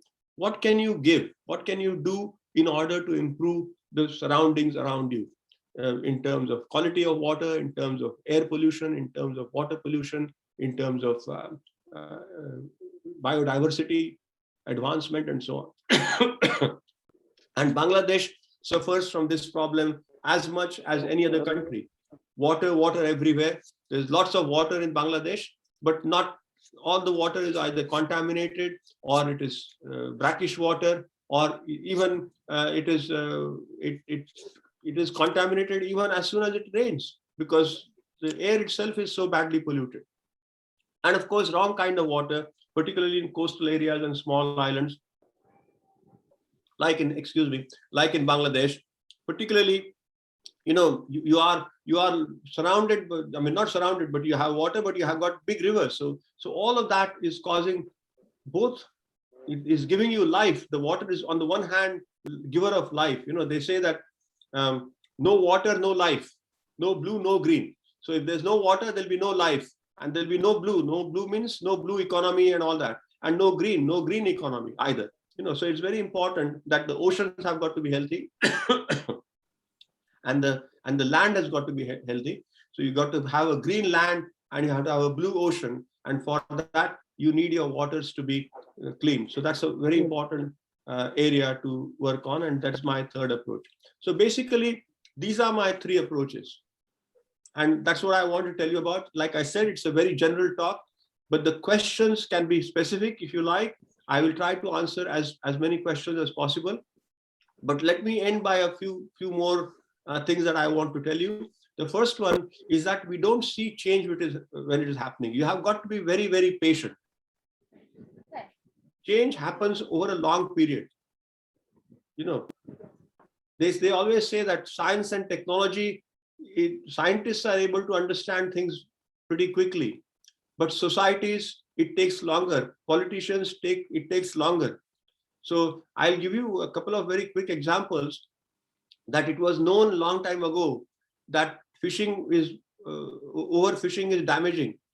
But the knowledge came of overfishing is damaging in 1884 at a Royal Society conference. And that was the first conference where they discussed overfishing. Otherwise, before that, they thought fish could be taken ad infinitum. You could take as much fish as you like and there'll be more fish. But now we know that is not the case. But 1884 that came, and it took 1982 for the Law of the Sea Convention to stipulate fishing quotas, etc. around the world. Yes. So it takes 100 years sometimes to make changes happen. So you have to be always constantly at it and not think that, oh, what will happen to me? No, you will be done and gone, you'll be dead. But think of the future generation. When you plant trees, you don't think of yourself, you think of the future generation. Tagore, our national poet, has very famously said, like your Nazrul Islam, our poet Tagore has very famously said that when you plant a tree, don't think whether that tree is going to give you fruit or shade. Think of who your future generations that are going to get the shade from that and fruit from that tree. So we don't see the change when it's happening. So you have to keep on working at the change, and it will happen maybe in your lifetime, maybe in your next generation, doesn't matter, but you have to keep working at it. The next, I want to tell you a quick story before I end. So there was this boy walking on the beach on a hot day, in a hot summer's day, a hot tropical kind of a summer day. And he was seeing the beach was fully strewn with starfish. And this little boy was picking up one starfish and throwing it in the sea, one at a time. He's just picking one and throwing it, bending down, picking up one starfish, throwing it into the sea. And there's an old man passing by, and he says, "Young man, what are you doing?" And he says, "I am saving the life of this starfish by throwing it in the ocean." And the old man said, "But the beaches of the world are strewn with starfish, you know. And what difference or what difference is it going to make?" So he picked up another starfish and he threw it in the sea. And he said it made a difference to that one. And that's the important lesson to learn. Every little thing that you do must make a difference to one other person, 2 other persons, 10 other persons. And that is how you're going to change the world. You cannot start by saying that I'm going to change 7 billion, 8 billion people of the world. That's not going to happen. You know, but it has got to start somewhere. It's got to start at your level, at your village level, at your district level, at your regional level, at the state level, whatever, and that is how you can bring about change. So these are my 3 approaches for change and 3 approaches in ocean and environmental governance for change through my 7 pillars. And I commend you these very strongly. And people might laugh at you first, they will ignore you, then they will fight you because they know that you are doing the right thing and they don't want the change, right? I said in the beginning, but in the end, you will win. And that is what the motto has got to be for all of us, that we must keep chipping at it. That's the most important motto. So let me end here. This is my logo. Again, let me remind you, ocean and environmental governance. This is people, planet, profit, equity, justice, and peace. So remember the 7 pillars. Remember my email address. Make a note of it. You are free to contact me on my email. Don't actually contact me readily on WhatsApp or FaceTime because that becomes too busy for me. But look at my website, which is oceangovernance.org.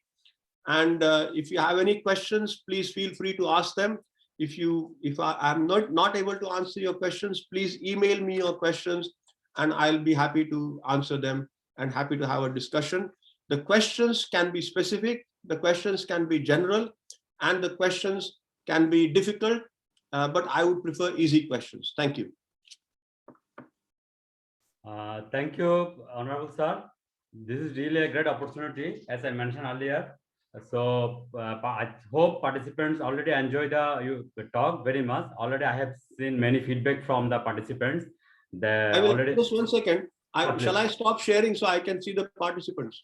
Sure, sir. Sure, sir. Thank you very much. Have people made a note of my email address and mobile number? Yeah, I think that will be better. Also, we can give your email ID to all the participants. Okay, thank you. Yeah, thank you. I'll stop sharing now. Okay, sir. Thank you very much. Yeah, so kind of you. Yeah, please. So, yeah. So I have already received many feedback from the participants. They already mentioned that it is very good that how science is very much accommodated with the philosophy and what is the reality of our South Asian content. So, and it is very much related to the example also. So in this time, I would like to request all the participants to interact with the sir. Whatever question you have in your mind, what you want to say, even you can say hello. So everything is open for all. So distinguished participants, please feel free to interact with sir. Yeah, Lieutenant Commander Yusuf, please. Yeah, thank you. So, Assalamu alaikum, sir. I am Lieutenant Commander Yusuf. On behalf of all course participants, I would like to express our heartfelt thanks and gratitude to our distinguished resource person or speaker for his valuable and very nice and informative presentation, sir. So I do believe that all of you are now better educated on these topics ever before. Sir, thank you very much, sir. Sir, as you know, the vast maritime space of the Indian Ocean is of immense geopolitical, geo-economic and strategic significance, where economy and security have always influenced the others.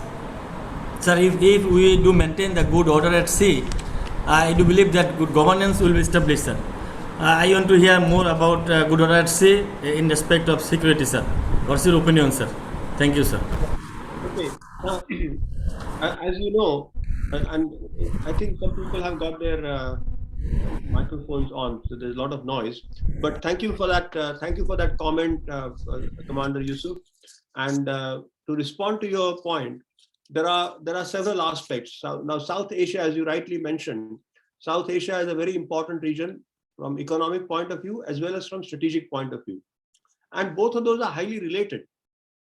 You know, you cannot have economic prosperity unless you secure your resources. So security and economic prosperity go hand in hand. So whether it is fisheries, whether it is your oil and gas, whether it is offshore energy, whether it is travel and tourism, whether it is trade, shipping, whatever, you know, all those things. And increasingly now we are talking about marine genetic resources and deep sea mining and all those kind of things. And all of these can only be done if there is a secure environment, secure in the sense of resource security. Okay, so unless there's a secure environment to conduct those activities will not take place. Now, what is happening in the area is the Indian Ocean Research, Indian Ocean Regional Association, IORA. So IORA is very active in that area. And although, I mean, a lot of focus of IORA is in the non-strategic area. That means they are not, I mean, obviously being a lieutenant commander yourself, you are more interested in the naval side, or Coast Guard side of things. But their interest is more on the civilian side of things. That is true. But increasingly, all the organizations are realizing that you cannot have one without the other. You cannot have resource security without the presence of Navy, without the presence of Coast Guard, and so on. And all the countries must have the what you call wherewithal to protect their coastal zone, their territorial sea according to the law of the sea, their exclusive economic zone according to the law of the sea, and their continental shelf. So all of those are very important. Now the problem, what happens is that there is also need, and in fact that is where the United Nations Commission for Limits of Continental Shelf comes in, that countries have to now resolve their issues as quickly as possible. Otherwise, what happens is you are spending more time bickering and fighting among yourselves rather than paying attention to your resource security, resource exploitation issues. You know, so it is very important that first step. So there has got to be investment on the side of Bangladesh, on the side of India, on the side of Sri Lanka, on the side of Myanmar or Burma or Thailand, and all of these countries have to work together. And IORA is the forum for that, you know, to work together. And again, like I said, you know, you can only make you can only make difficult decisions only after you get away with easy decisions first. Confidence building is very important. So you have to talk about what is the simplest issue that everybody will come with a consensus and agree to. Then what is the next simplest issue? So you make what you call as a reverse list. Let's say you have 10 problems. Okay. Like, 2 countries will have some big problems among each other. So let's say there are 10 problems. List the first easiest problem, then the next one, next more difficult, and so on. So once you solve the easiest problem, then both the sides will get more confidence to look at the next difficult problem. Then you do the next one, so the next one, and like that. So what you call is a virtuous circle. Yeah, it is a virtuous circle, and that can lead to you going to all the way to the 10th most difficult problem, and come out with consensus, come out with an agreement that is mutually what you call helpful, mutually beneficial. So I hope that answers my question, your question. Thank you, sir. But sir, as you said, sir, IOR, Indian Ocean Region Association, sir. Yeah. So the security issue, I believe so that some issues are cross-boundary related, sir. So to cooperate all the littoral states or countries to work together with the security is also required to have a good governance at sea or Bay of Bengal. Yeah, and the other thing is, see, that is where the original point that some of you were making earlier is very important, because for Bangladesh to be in a position to negotiate with a strong hand, you have to know what is with you, what you have got, and for that you have to have the expertise yourself to some extent, or take the expertise from outside. But which is why you need, for example, India has got the Ministry of Earth Sciences, which has got ocean development as one part of it. So similarly, Bangladesh has to create some kind of a organization, some kind of a Bangladesh Maritime Authority or Bangladesh Ocean Authority or something. And there they have to focus on what is it that we want. Suppose we are going to negotiate with India or Sri Lanka or Thailand or whatever. What is it that we are going to negotiate for? So there has got to be this agency. So the agency can be multi-sectoral. It can be an agency formed by the Fisheries Department of Bangladesh, the Navy of Bangladesh, the Coast Guard of Bangladesh, the Water Management Authority, Water Purification Authority, or Water and Desalination Authority, and so on. So all of those authorities have to come together and form this multi-nodal organization at the center of the government. And that will be called, let's say, whatever, Bangladesh Maritime Authority or Bangladesh Ocean Authority or something. And then that body will have experts like you, experts in Navy, experts in ocean policy, law, experts in science and technology. And all those people are then going to take the demands or whatever the legitimate demands of Bangladesh in the international forum, and that is how it can be done. Thank you very much. Thank you. I think I'd like to say thank you, Lieutenant Commander Risuk. You raised very valuable questions. Yes, very valid question. Yes. Actually, sir. Yeah. So nice of you. I'm sorry. Sometimes I mute you because of maybe some background noise. I'm very yes. Sorry. Yeah. So actually, we have received many questions. Now I'd like to request Nijamuddin. Please, you introduce yourself and ask your question, please. Mr. Nijamuddin. Hello. Thank you. Yeah. Hello. Okay. Yeah. Yes, it's a very valuable presentation I have ever seen.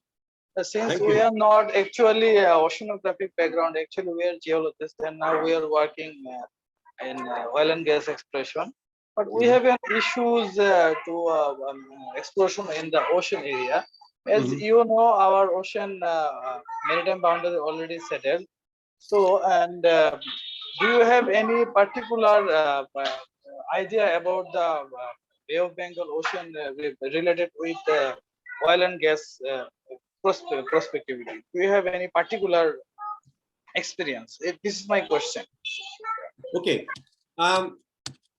First of all, let me say that you are a geologist and you're working in oil and gas exploration. So obviously you're connected with the ocean, and you are part of my 7 pillars. You know, you're the first part, at least, if not any other. So the science and technology bit. So you are an expert in geology, and you are exploring for oil and gas in the Indian Ocean, in the seas around Bangladesh. Now, as far as the Bay of Bengal is concerned, in the Bay of Bengal, I mean, I have had personal experience of being in the offshore oil and gas exploration in the 80s. I mean, it was 88, I came to the UK. So my experience is dating maybe 35, 40 years ago. That is when I used to work on Oil and Natural Gas Commission and the Metallurgical and Engineering Consultants and the National Institute of Oceanography. So I used to work on their projects on all the coastal regions of India, and I have had the privilege or the opportunity to be on research vessels, on engineering vessels, on geotechnical vessels, as well as multi-purpose vessels, diving and multi-purpose vessels in the entire coastline of India, in the entire peninsular India of Indian EEZ. So I've had a vast experience in that. In terms of your third point about the prospects, I would say the prospects for oil and gas are quite significant in that area. But I would say that with a proviso. I would say that, I mean, although I don't want to say that what you're doing is wrong or whatever, because that's a judgment, and I don't want to be judgmental here. But I think increasingly the need of the hour is to move away from fossil fuels and to move to renewable energy. And I think there is enough opportunity for Bangladesh to have renewable resources. And again, geology and geophysics can come into play even for doing that. Because if you want to have an offshore wind energy project, or if you want to have offshore solar energy projects, they will need experts like you to test this ground, the seabed, because you will have to put your equipment on the seabed. You're testing your production equipment has to be on the seabed. So you'll need to be testing that seabed. So experts like you will still be needed. But I would still think that it would be important to move away from fossils. Although, of course, that's not going to happen, at least in my lifetime, because the fossil fuels are here to stay, at least for my lifetime, if not longer. But let's say that think of the future, think of futuristic ideas, rather than thinking about things that are past, as I think of them, you know. And I would like you to think of like you to think of yourself as an ocean person. You know, all of us have to be ocean people, for the simple reason, like I've said, 99% of ocean, 99% of biosphere, you know, is ocean. And ocean is almost everything. Although we may not come in contact with the ocean every day, people in Bangladesh have a much greater understanding of ocean than people in North India, for example, have. So from that point of view, I would firmly say that you are a strong ocean person, and you should continue your quest of knowledge and understanding. Thank you, Nizam. Yeah, thank you, sir. Thank you. Thank you, Nizamuddin. I think this is also another important aspect because energy sector is one of the important sector in Bangladesh. So now, I would like to request Nilanto Krishna Tonni. I think she is the one of the youth representative. So I think she please introduce yourself and then ask interact with the sir. Nilanto Krishna, are you there? Yes, thank you. Namaskar, everyone. I am Nilanto Krishna Tonni, studying in the Oceanography in Chittagong University. Thank you for calling me. And my question. Thank you, Nilanta. Thank you. Namaskar. Namaskar. Thank you. Sir, I want to know lawless, landless, airless, waterless. These four money terms. Considering these terms, things what should do youth better for their life? What do you think? Yeah, I mean, the main thing is that, what I meant by saying those things, what I meant was, because we always talk of law, but we talk of law as a kind of an abstract term. because most people are not lawyers. Most of us are not lawyers. So law means we think, okay, it is about crime and punishment. Yeah, but it is not. Law is not about crime and punishment, and which is why I want to use that acronym. So it's just my play of words, if you like.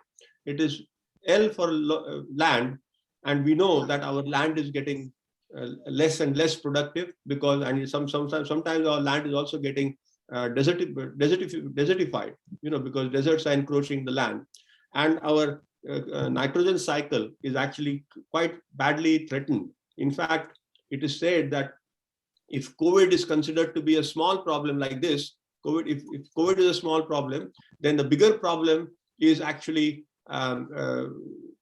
climate change. Okay, and even bigger problem is nitrogen fixation, and even bigger problem is biodiversity loss. So all of those things are very important. So lawless means land getting less productive, air getting less breathable, and water getting less drinkable. And there are water shortages in Bangladesh, there are water shortages in India, in all of the world now, the Middle East, everywhere, even in California. Okay, so there are these shortages.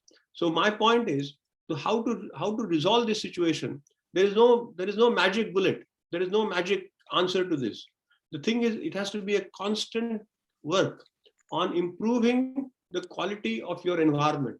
Like I have said before, the environment doesn't need you. You need the environment to survive. Okay, so each one of us, what can we do? Some of the simplest things that we can do. Let me give you some example. Planting trees. The more trees you plant, the better the air quality will be. The better the land quality will be. The better the water quality will be. Yeah, trees, simple answer, nothing else. Just plant trees, indiscriminately plant trees. Okay, okay. Yeah. There are a lot of areas in Bangladesh where the coastal areas or inland areas, even there is a lot of brackish water there. That means mixture of sea water and salt water. Okay, there you can plant mangroves. Yeah, mangroves. They are as good as, and they are in fact better than trees because they are also protecting your coast as a physical buffer, against cyclones, against erosion. Yeah, so you can use that.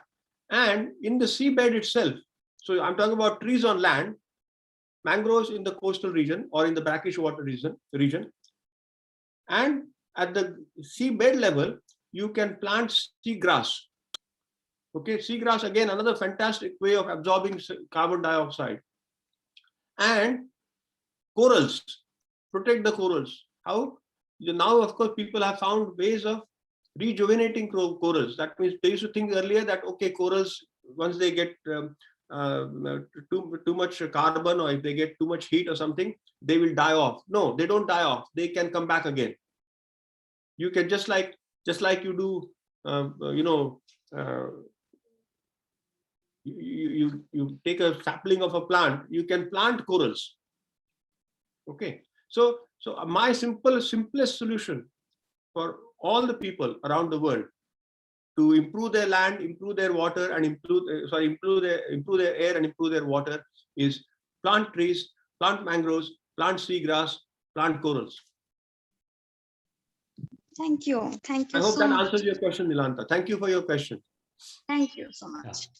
Thank you, Nilanta. We should appreciate your concern as a young leadership you are undertaken. So that is very much important. So thank you so much. Thank you. So now I would like to request Imtiaz. He is the first person who responded in the chat box.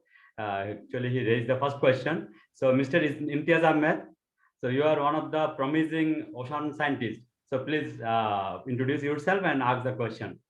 Imtiaz Ahmed, please. Imtiaz, hello. Imtiaz, are you there? If he's not there, on behalf of Imtiaz, I can read the question. So okay. He raised that from the polluters pay principle, we are shifting to precautions, which can be really good. But what precautions are you taking and how the implementation will be done? Okay, so polluter pays principle basically means that you wait for somebody to make the pollution and then you find them. Okay. Right. So that is what polluter pays principle means, that you create the problem, or rather, sorry, you allow the problem to be created, and then you try to solve the problem by punishing the person, getting the fines, collecting the fines from them, and using that money to improve the situation, to restore the situation, right? Okay. Instead, say, let's say, for example, a simple example, how can you make precautionary principle? You drive a car, for example, simple thing. So you can drive a car and you are polluting by emission in the atmosphere. If you drive an electric car, then you won't be polluting, right? So you're stopping at the point of release, not at the point of the end. So what is known as tailpipe pollution, the tailpipe pollution has to be stopped. If you have an electric power station, thermal power station, burning coal, yeah, one way is to burn whatever quality of coal you get and emit all the effluents into the atmosphere, pollution into the atmosphere. The other is to get the coal of a better quality, to wash the coal beforehand, to get rid of all the impurities of the coal, of the phosphoric impurities, of the sulfur impurities, of the ash, all of that. And then when the effluents come out into the cooling tower, you spray them with water and with chemicals, some chemicals, so that most of the pollutants are suppressed and only as clean air as possible can go out into the atmosphere. Okay, so basically that's the idea of precautionary principle. Precautionary principle is to stop things from happening in the first place. This Latin phrase there is primum non nocere or primum nil nocere, which means that first do no harm. Some of you who are doctors, medical doctors, maybe in this audience, they take the Hippocratic Oath, and the Hippocratic Oath is that I will not. Yeah. So the Hippocratic Oath, and the Hippocratic Oath is that I will not damage in the first place. That is the oath. That means I will not cause damage to the patient knowingly. And that is what is precautionary principle. And precautionary principle has got to be the most important ruling things for us now, whether it's a chemical factory, whether it is fishing, for example. You can fish as much as you like, but the precautionary principle will tell you that you must do sustainable fishing. Yeah. So that is the difference between precautionary principle and polluter pays principle. And the idea is that you use the precautionary principle to such an extent that you don't need to use the polluter pays principle. And how can that happen? That can only happen through education and awareness of everybody concerned. So for example, now oil companies are polluting and then they are paying big fines for that. But instead, if they don't pollute in the first place, they don't have to pay the fines. And if they don't have to pay the fines, then that is the revenue that they are saving. So that is one way of looking at it. And that is what should be our future approach. You should not be thinking of crime and punishment, but you should say, how can I stop the crime in the first place? Nowadays in the West, even in terms of crimes, they're thinking how to stop a person from committing a crime. That is precautionary principle. You know, and catching the person after he has committed the crime or she has committed the crime and putting them in jail is the polluter pays principle. That's the difference. I hope that is clear. Yes, I think other participants also gained by understand the things, how we can think and how we should be sustainable for all that process. Now I would like to request MD Arif Shahriar. Arif Shahriar, are you there? Assalamu alaikum. Yes, sir, I am here, sir. Yeah, please. Sir, hello, Arif. How are you? So thank you, sir. I am fine. Sir, it was a great session. We get a lot of knowledge from here. Sir, I am basically a fisheries background student. I'm a final year student. So my question is, sir, countries like Bangladesh or India, they are a developing country. So if we want to face the pollution problem, especially in ocean or inland water bodies, we need a lot of resources. So as a country of developing nation, can we do this, or should we be concerned about pollution? rather than the development side?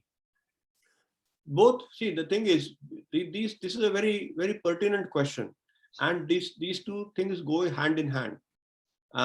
Development and environment, or environment and development, whichever way we want to look at it, they both go hand in hand. Now, there are, see, the developing countries have their own issues about development and environment. Developed countries have their own issues about environment and development. Now our problem is that in the developing countries is that we think that we want to follow the Western model. We want to follow the Western model to develop. And Yes, that is why I use that famous phrase by Mahatma Gandhi when he was asked by Louis Fisher. Louis Fisher asked, "What do you think of Western civilization?"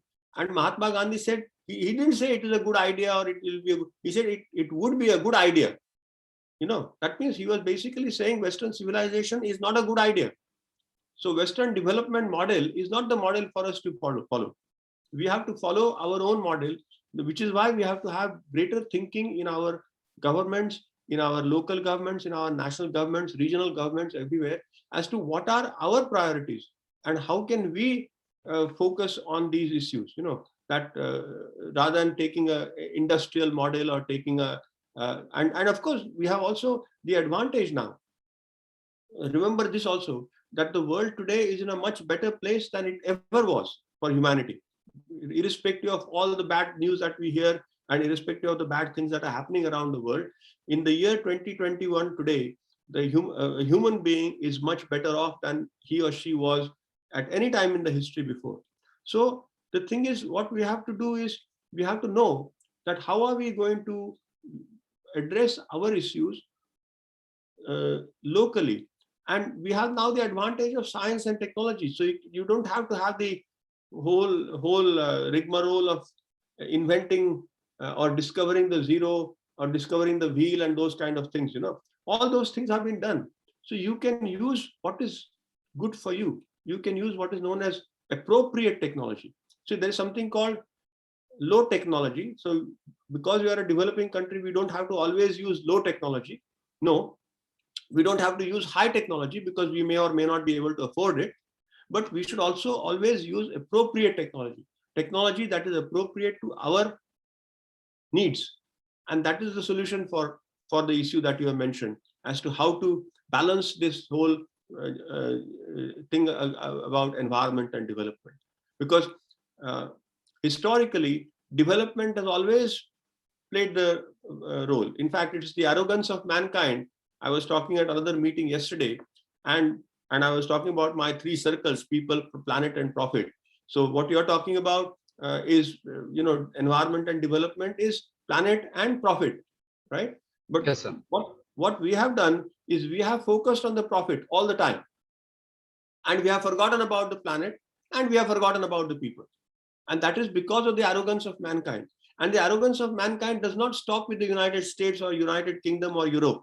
It is there in all of us. We are all thinking, oh, I can do this. No, you cannot.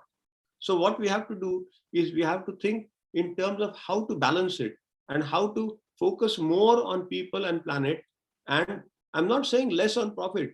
I will give you two quite substantive documents, which are both UK documents. One is quite old. One is called the Economics of Climate Change. You can just Google it and get it, and it's probably freely available. At least the gist of it is freely available on the internet now. And the first one is from 2006, and it is by Lord Stern, Nicholas Stern. And this is called Economics of Climate Change. Okay. And the second document, the big documents, but you can get small summary also of that on the internet. So Economics of Climate Change, 2006 by Nick Stern. And then 2021, and that is by Partha Dasgupta, and that is called Economics of Biodiversity. So these are called the first one is called Stern Review. Just put Stern Review in Google search, Stern Review 2006, and put Dasgupta Review in 2021. And that will tell you that doing these environmental things or environmental amelioration projects have got a greater return on investment. So your profit doesn't have to suffer. You're still making profits. but you are doing environmentally sustainable things. So investment in environmentally sustainable projects, and the example I gave you earlier to Nilanta, I think, to Nilanta, was planting trees, planting seagrass, planting mangroves, and planting corals. That is a high return investment, So don't think of just high technology giving you return on your investment. Those are also things that will give you return. Offshore wind energy, that will give you another considerable amount. Making your ships, Commander Yusuf is there, and making your ships more efficient. And even a small change in the efficiency of a ship or a boat will make a lot of difference in the environment. Then so I mean, those are some of the things that you have to do to balance this whole thing about environment and development. We don't have to stop. Humanity does not have to stop. We have to eat, we have to live, we have to clothe ourselves, and we have to improve the quality of our lives. All of us have to improve the quality of our lives. So we don't stop living and we don't stop improving our things. The only way we can do it is invest in the right thing. Nowadays, people are talking about environmental and social governance, ESG investments. So rather than investing in environmentally polluting technologies, invest in environmentally sustainable technologies. So that would be my answer to your question. Thank you, sir.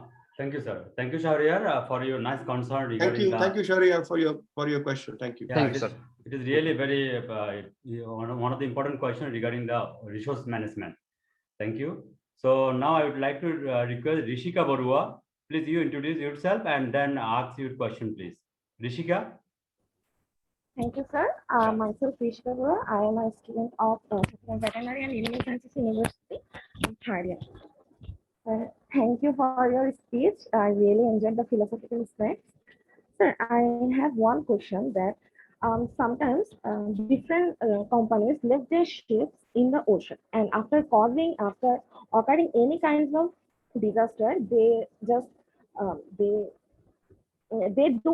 refuse to take the responsibility of that occurrence. So what should be the precautionary steps in that case? Sorry, I didn't catch you. The voice is not coming very clearly. Sorry, sir. Rishika, are you trying to ask the question a bit loudly? Okay, sir. Loud and not more than loud. I think, are you using a microphone or something, or are you using a headphone or what? Sir, I'm using a headphone. Okay. Try to speak into the whole headphone if possible, please. Okay, sir. Sir, is my voice clear now? Yeah. Better now. Okay. Sir, sometimes different kinds of companies lift their ships in the ocean, and after occurring some kind of disasters, they totally refuse to take the responsibilities. So there is rules and legislation about related to this criteria. So, but I want to know that what should be the precautionary steps in that case. Yeah. So now this is a clear case of violation of law.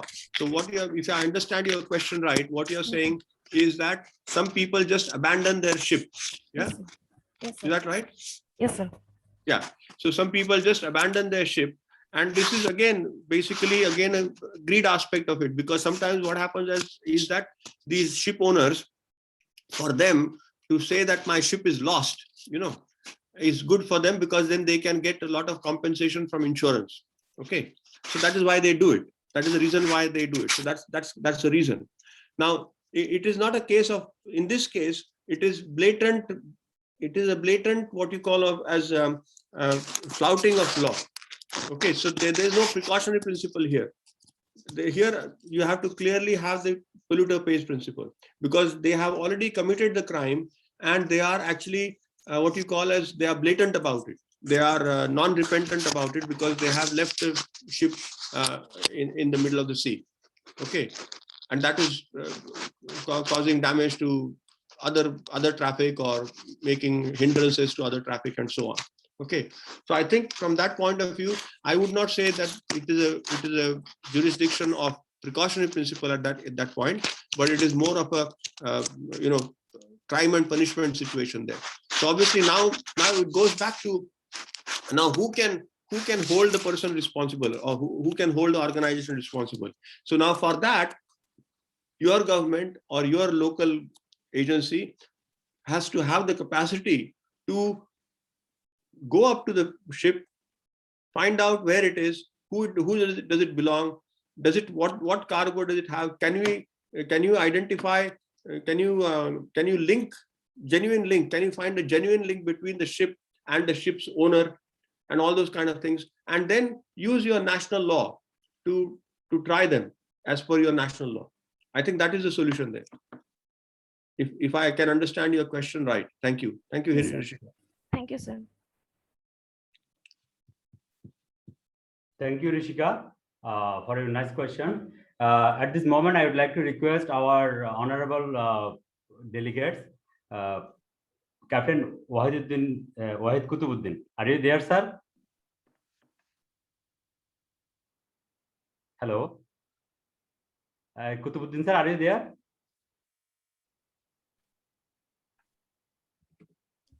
I think maybe some connectivity issue. Okay.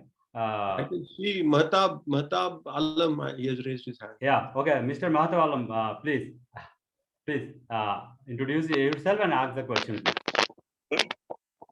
Yeah, please.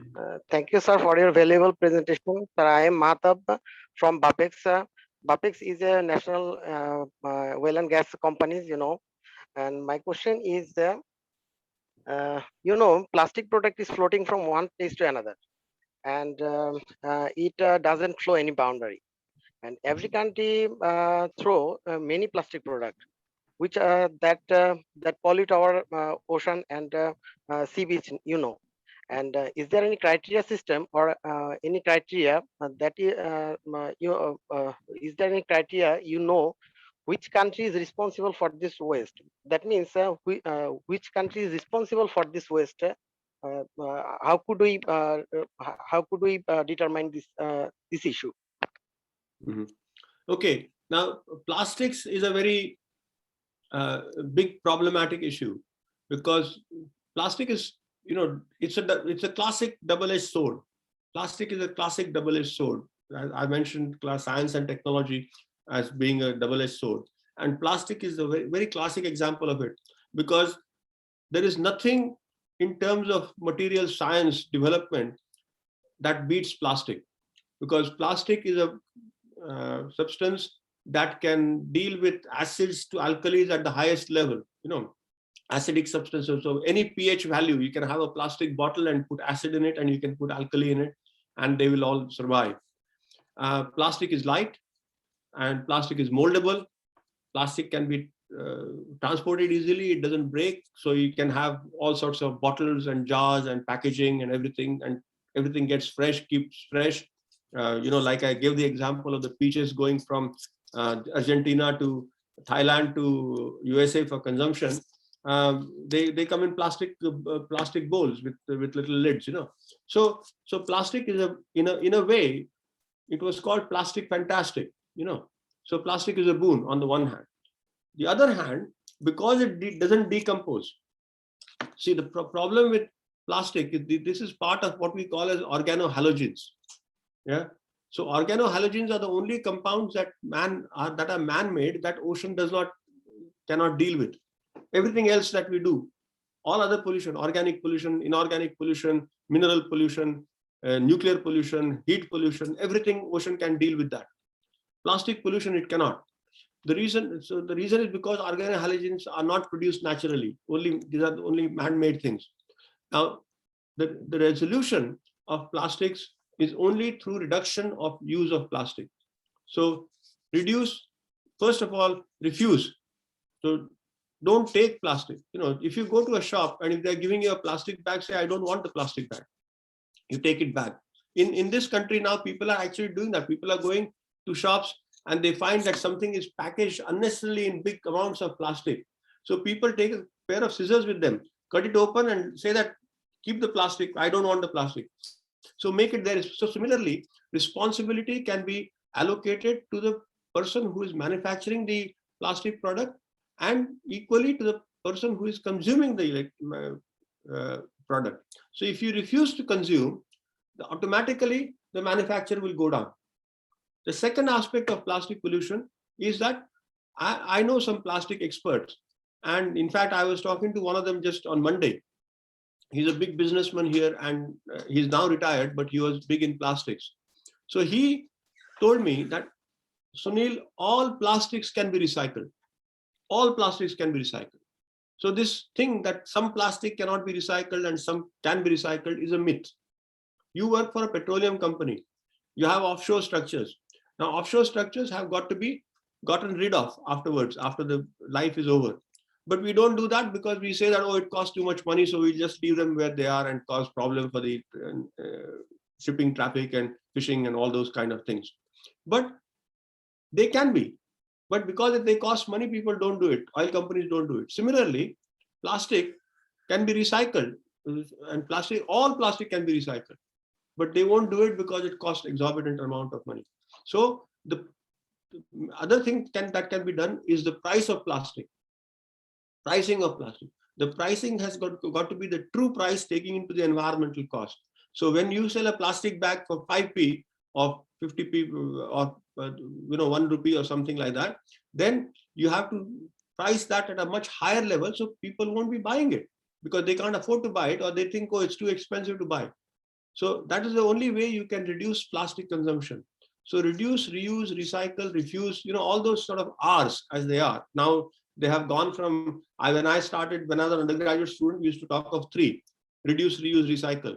Now there are 12 of them. You can look them up on Google search. So you can practice all of those R's of environmental protection, and see that your plastic consumption comes down. It's a roundabout answer, but I hope I have addressed your question, Mehta. Thank you, sir. Thank you, Mr. Mahata Alum, for your nice question. Now I would like to request Sonia Ba. So I think you enjoyed the lecture very much. So please ask any question if you have. Please ask. Sonia, are you there?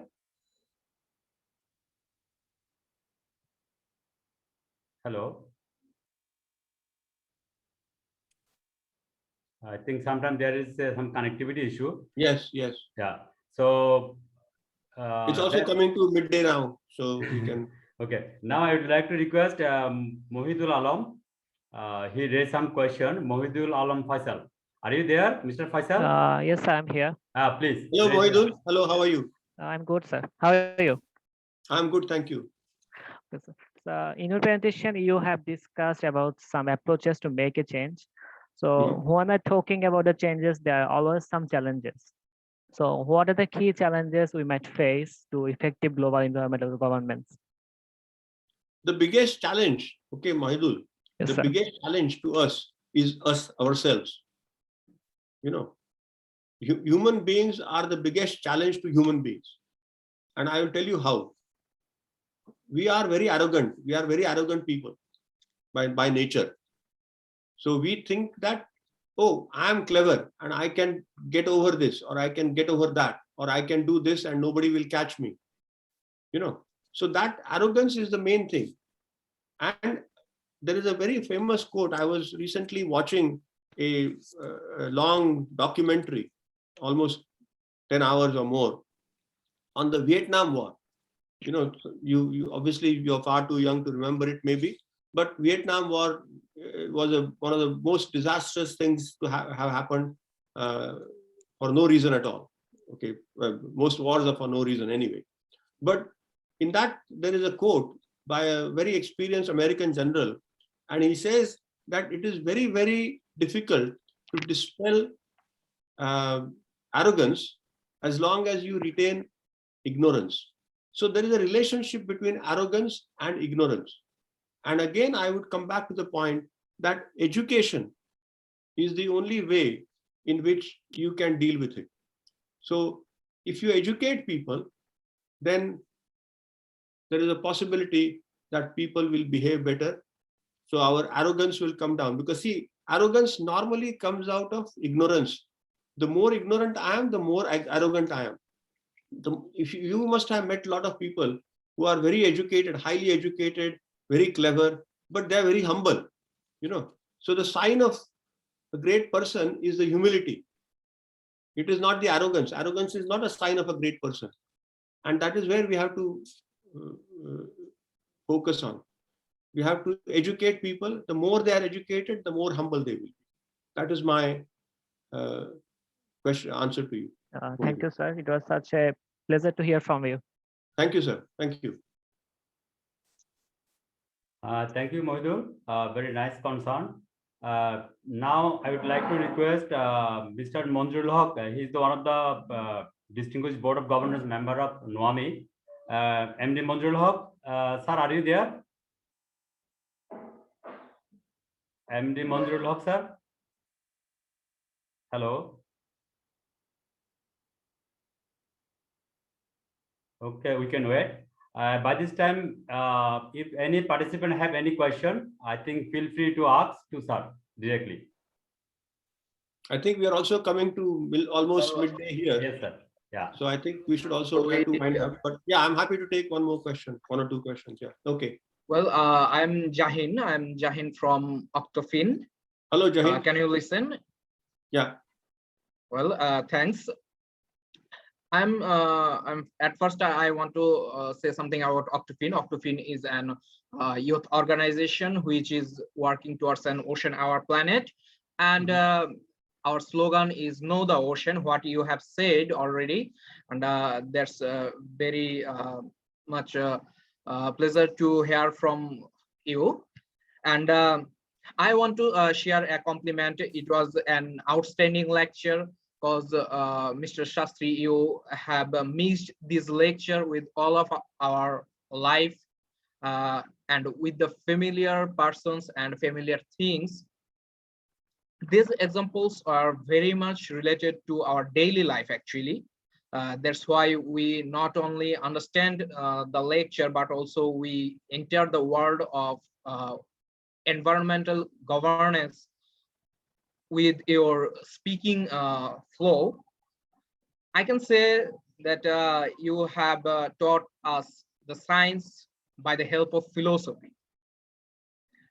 Thank you. And now my point is how you experts can help us to train for this governance, this environmental governance or the ocean governance. I think the practical training opportunity is much more better than this kinds of lecture, theoretical opportunities. And I'm asking to have some kinds of practical opportunity, how you experts will give us the opportunity.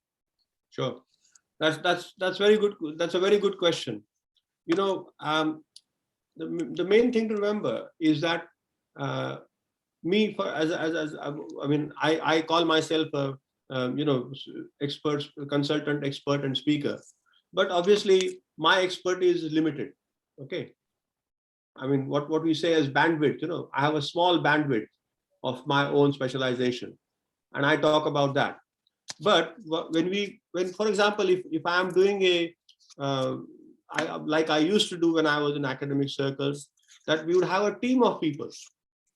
So the team of people will consist of people like me who know about, as you said, the philosophy of science and the science of philosophy, you know, so those kind of things maybe. So the people who are good at explaining the theoretical side of things. But then there are people like, you know, marine biologists who will take the students, who will take the participants into fisheries areas and actually show the fish to them, cut the fish, see what the fish's gut is inside, and so on. Or have a geologist, a marine geologist who will go into the sea, collect sea samples and talk about that. A naval person or a shipping person will go into the dockyards, into the into the ports and harbors and learn about the functioning of ports and harbors and so on.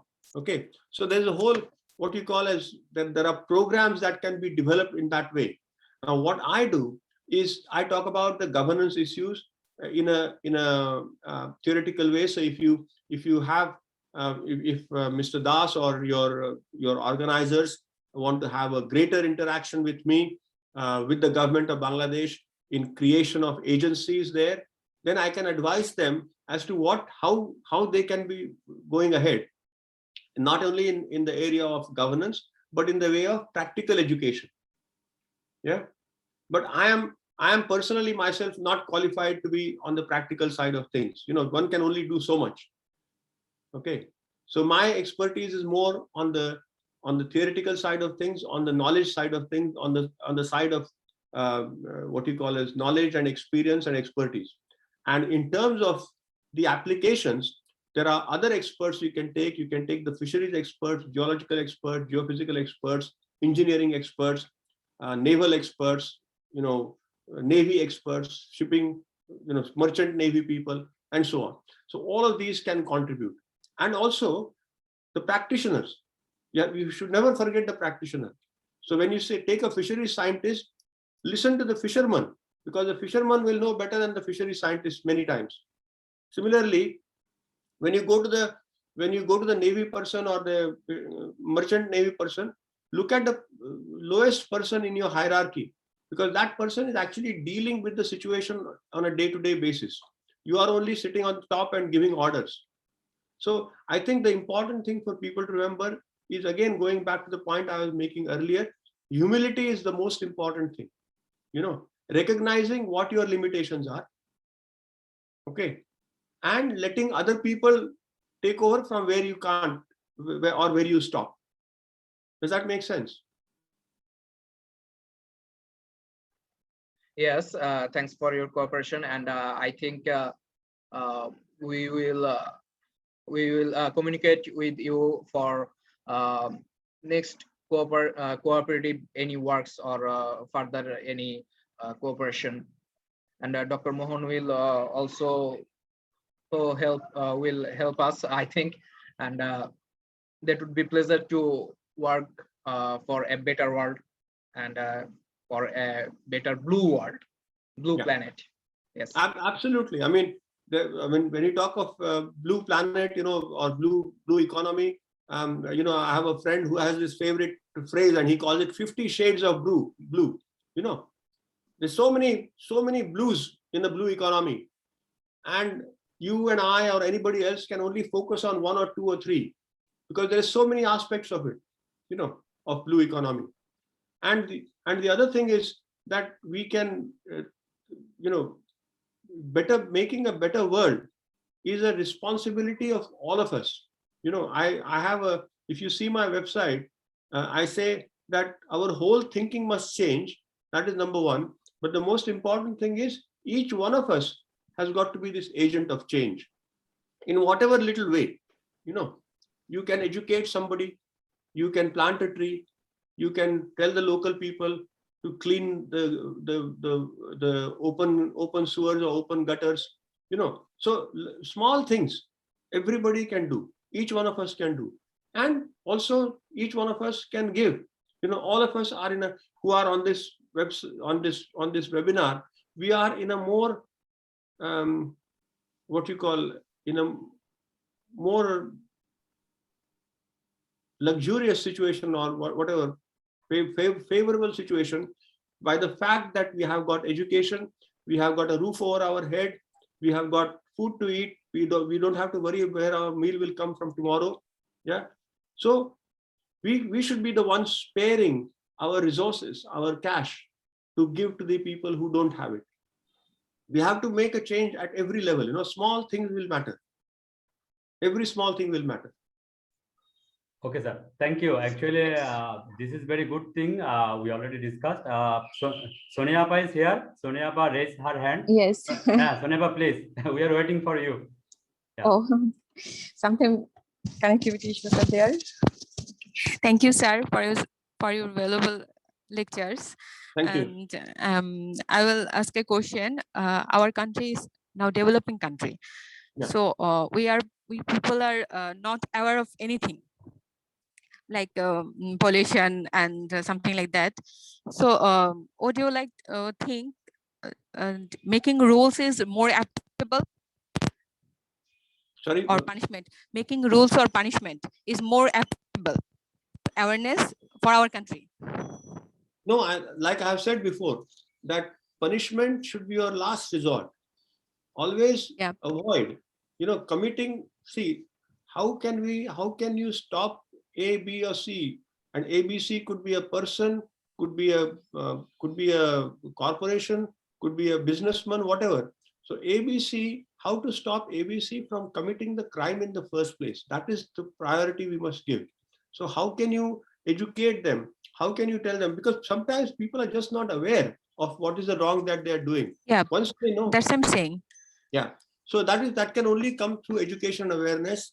And you have to have, see, the thing is, you have to get somebody to educate one group of people. So for example, you have a course, or you have a program in which somebody comes and gives you 10 lectures or 15 lectures or 12 lectures or whatever, and that will spread the word among the participants that are in that program.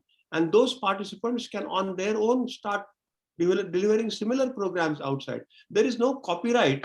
There is no copyright on knowledge and wisdom, So if I tell you something, pick it up and use it freely. My lectures, you got my lecture notes, for example, use them freely, and spread the word. There is nothing that I'm going to take away with me. Least of all my knowledge, it's all going to finish with me. So make use of it, and you can do the same thing. You can pass it on to some other people, and so on. So basically, each one teach one. That has got to be so. Like I say, plant a tree. Each one teach one. That can be another motto. Does that make sense? Thank you, sir. Thank you, Sonia. Actually, we are waiting for your nice interaction. I think it helps us a lot. There is one more question from Raihan Hridoy. Mr. Raihan, please introduce. Mohan Das, yeah, we should start winding up, because now already it is 10 minutes. I've got another almost, and I think that will be the last question. If you okay? Yeah, no problem. Okay, please go ahead. Thank you, sir. Thank you for your generous support. Mr. Raihan, please. Yes, sir. Hello, sir. I'm Ryan from University of Chittagong. I have a Hello, question. Ryan. Yes. What are the most simplest way to curb someone's addiction to using plastics? Sorry, go on again. What are the most simplest way to curb someone's addiction to using plastics? Oh, use of plastic. Yes. Yeah. I mean, as I said, plastic is not to be shunned. This whole idea of banning plastic is not a good idea, because plastic is, like I said, it's a fantastic boon to mankind. Okay, so because it is lightweight. So I mean, imagine if you didn't have plastic, if you had to carry everything in glass bottles, how heavy the glass bottles would be in terms of shipping them in millions. Like, whatever, you have a soft drink, or you have a mango juice or whatever, and put that in glass bottles or steel bottles or whatever. How much more expensive will that be, and how, in terms of its lasting, etc. So plastic is not to be thrown out. Plastic is here, and plastic will stay. The only thing that we can do is regulate the use of plastic, number one. And the second thing is regulate the need for plastic. So that means you can say that you don't need so much packaging. That's the second thing. So use of plastic sparingly. And the third thing would be to recycle. You must, all the producers of plastic, whoever produces plastic, doesn't matter, go back. You can always go back to the source of where the plastic comes from.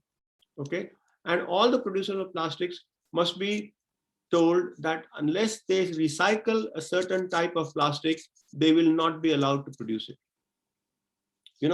So what happens? Big plastic manufacturers make it. At that point, you can say that, sorry, you cannot make plastics unless you guarantee that you will take it all back and recycle it. Now, how will they take it back? They supply to their suppliers, who are whatever the food chains or supermarkets or whatever that might be, or shops or whatever.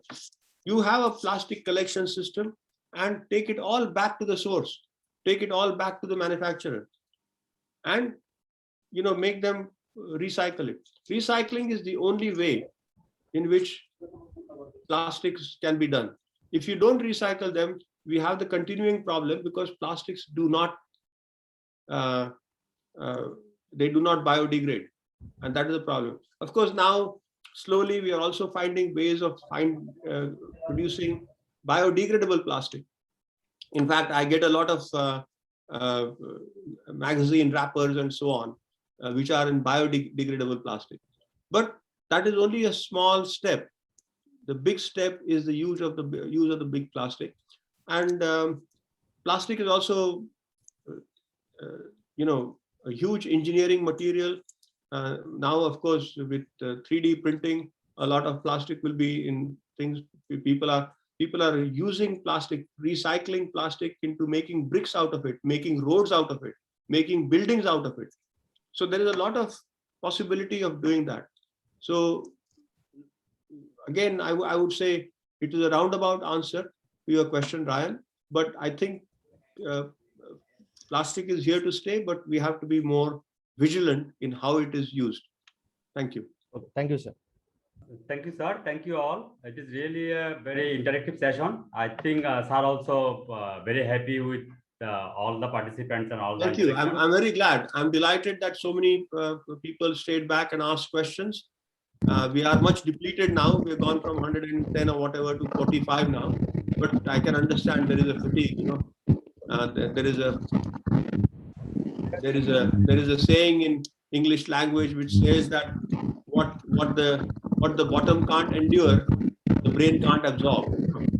So I think we are.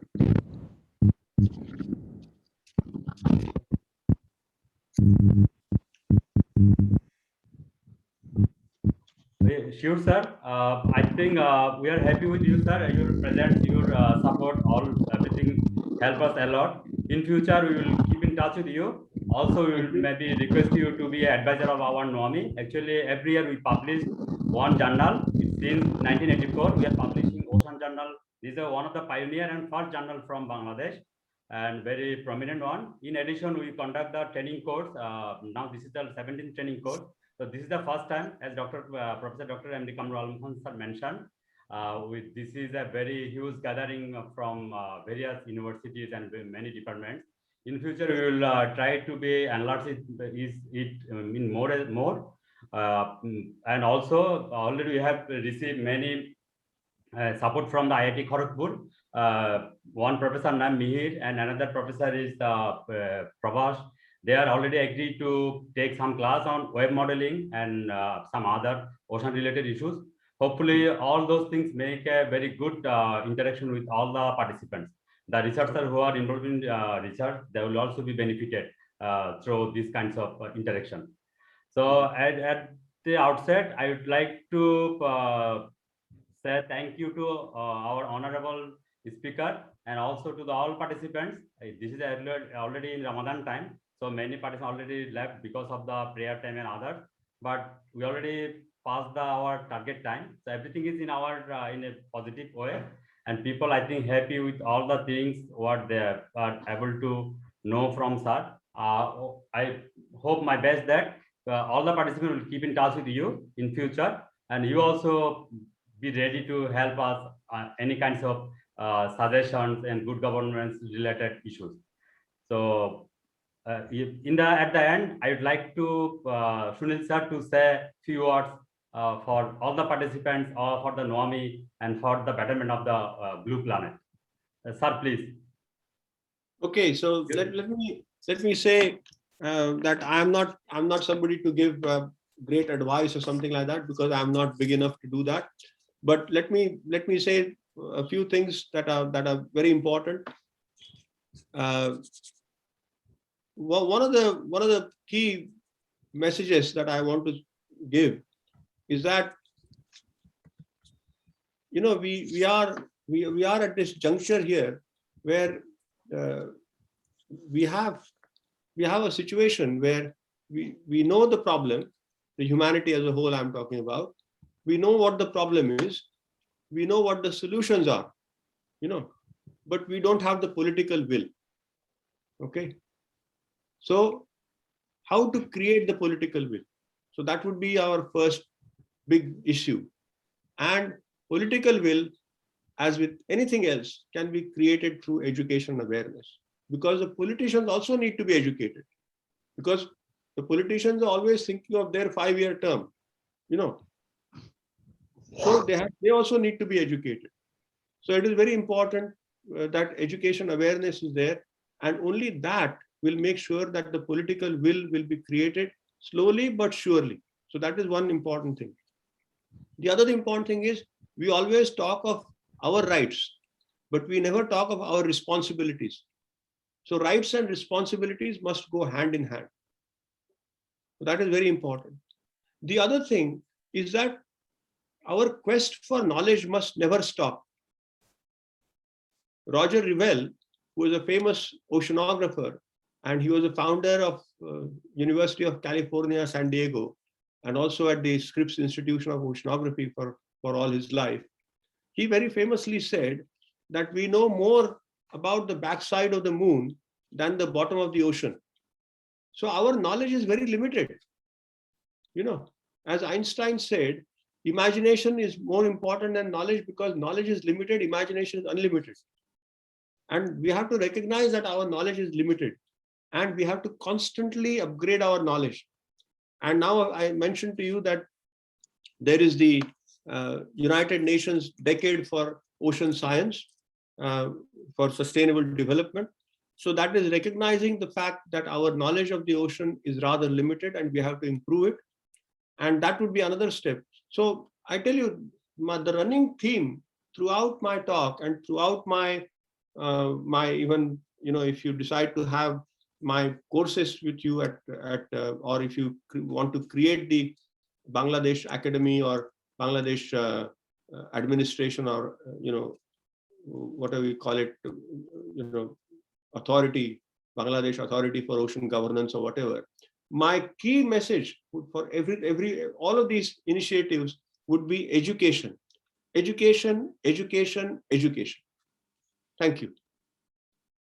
Thank you, sir. We are really very happy with all your valuable talk. And now we are almost end. If you allow, we can conclude the session.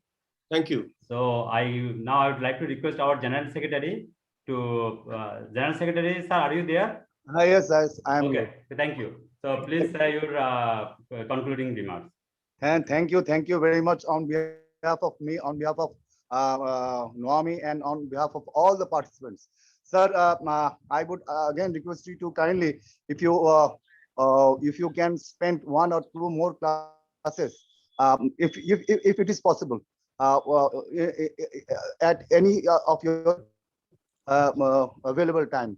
Thank you, sir. Thank you very much, sir. Thank you. And just one last thing, take your women ahead. That will help you like nothing else.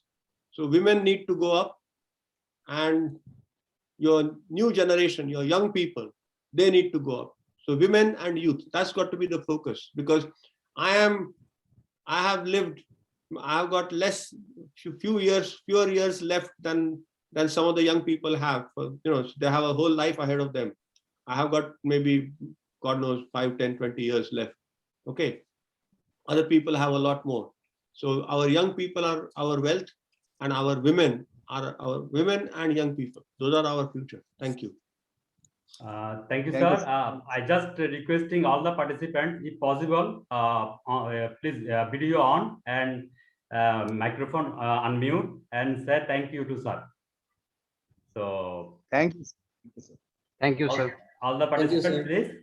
So on behalf of all the participants, on behalf of the NOAMI, Thank you, sir. I would like to say thank you, sir. Thank you, sir. Thank you. Thank you so much, Namaste. sir. Thank you, sir. Thank you. Thank you. Sonia Appa. Thank you, sir. Bye-bye. Thank you so much. Bye-bye. Bye. Thank you. Bye-bye. Thank you, sir. Bye, sir. Bye.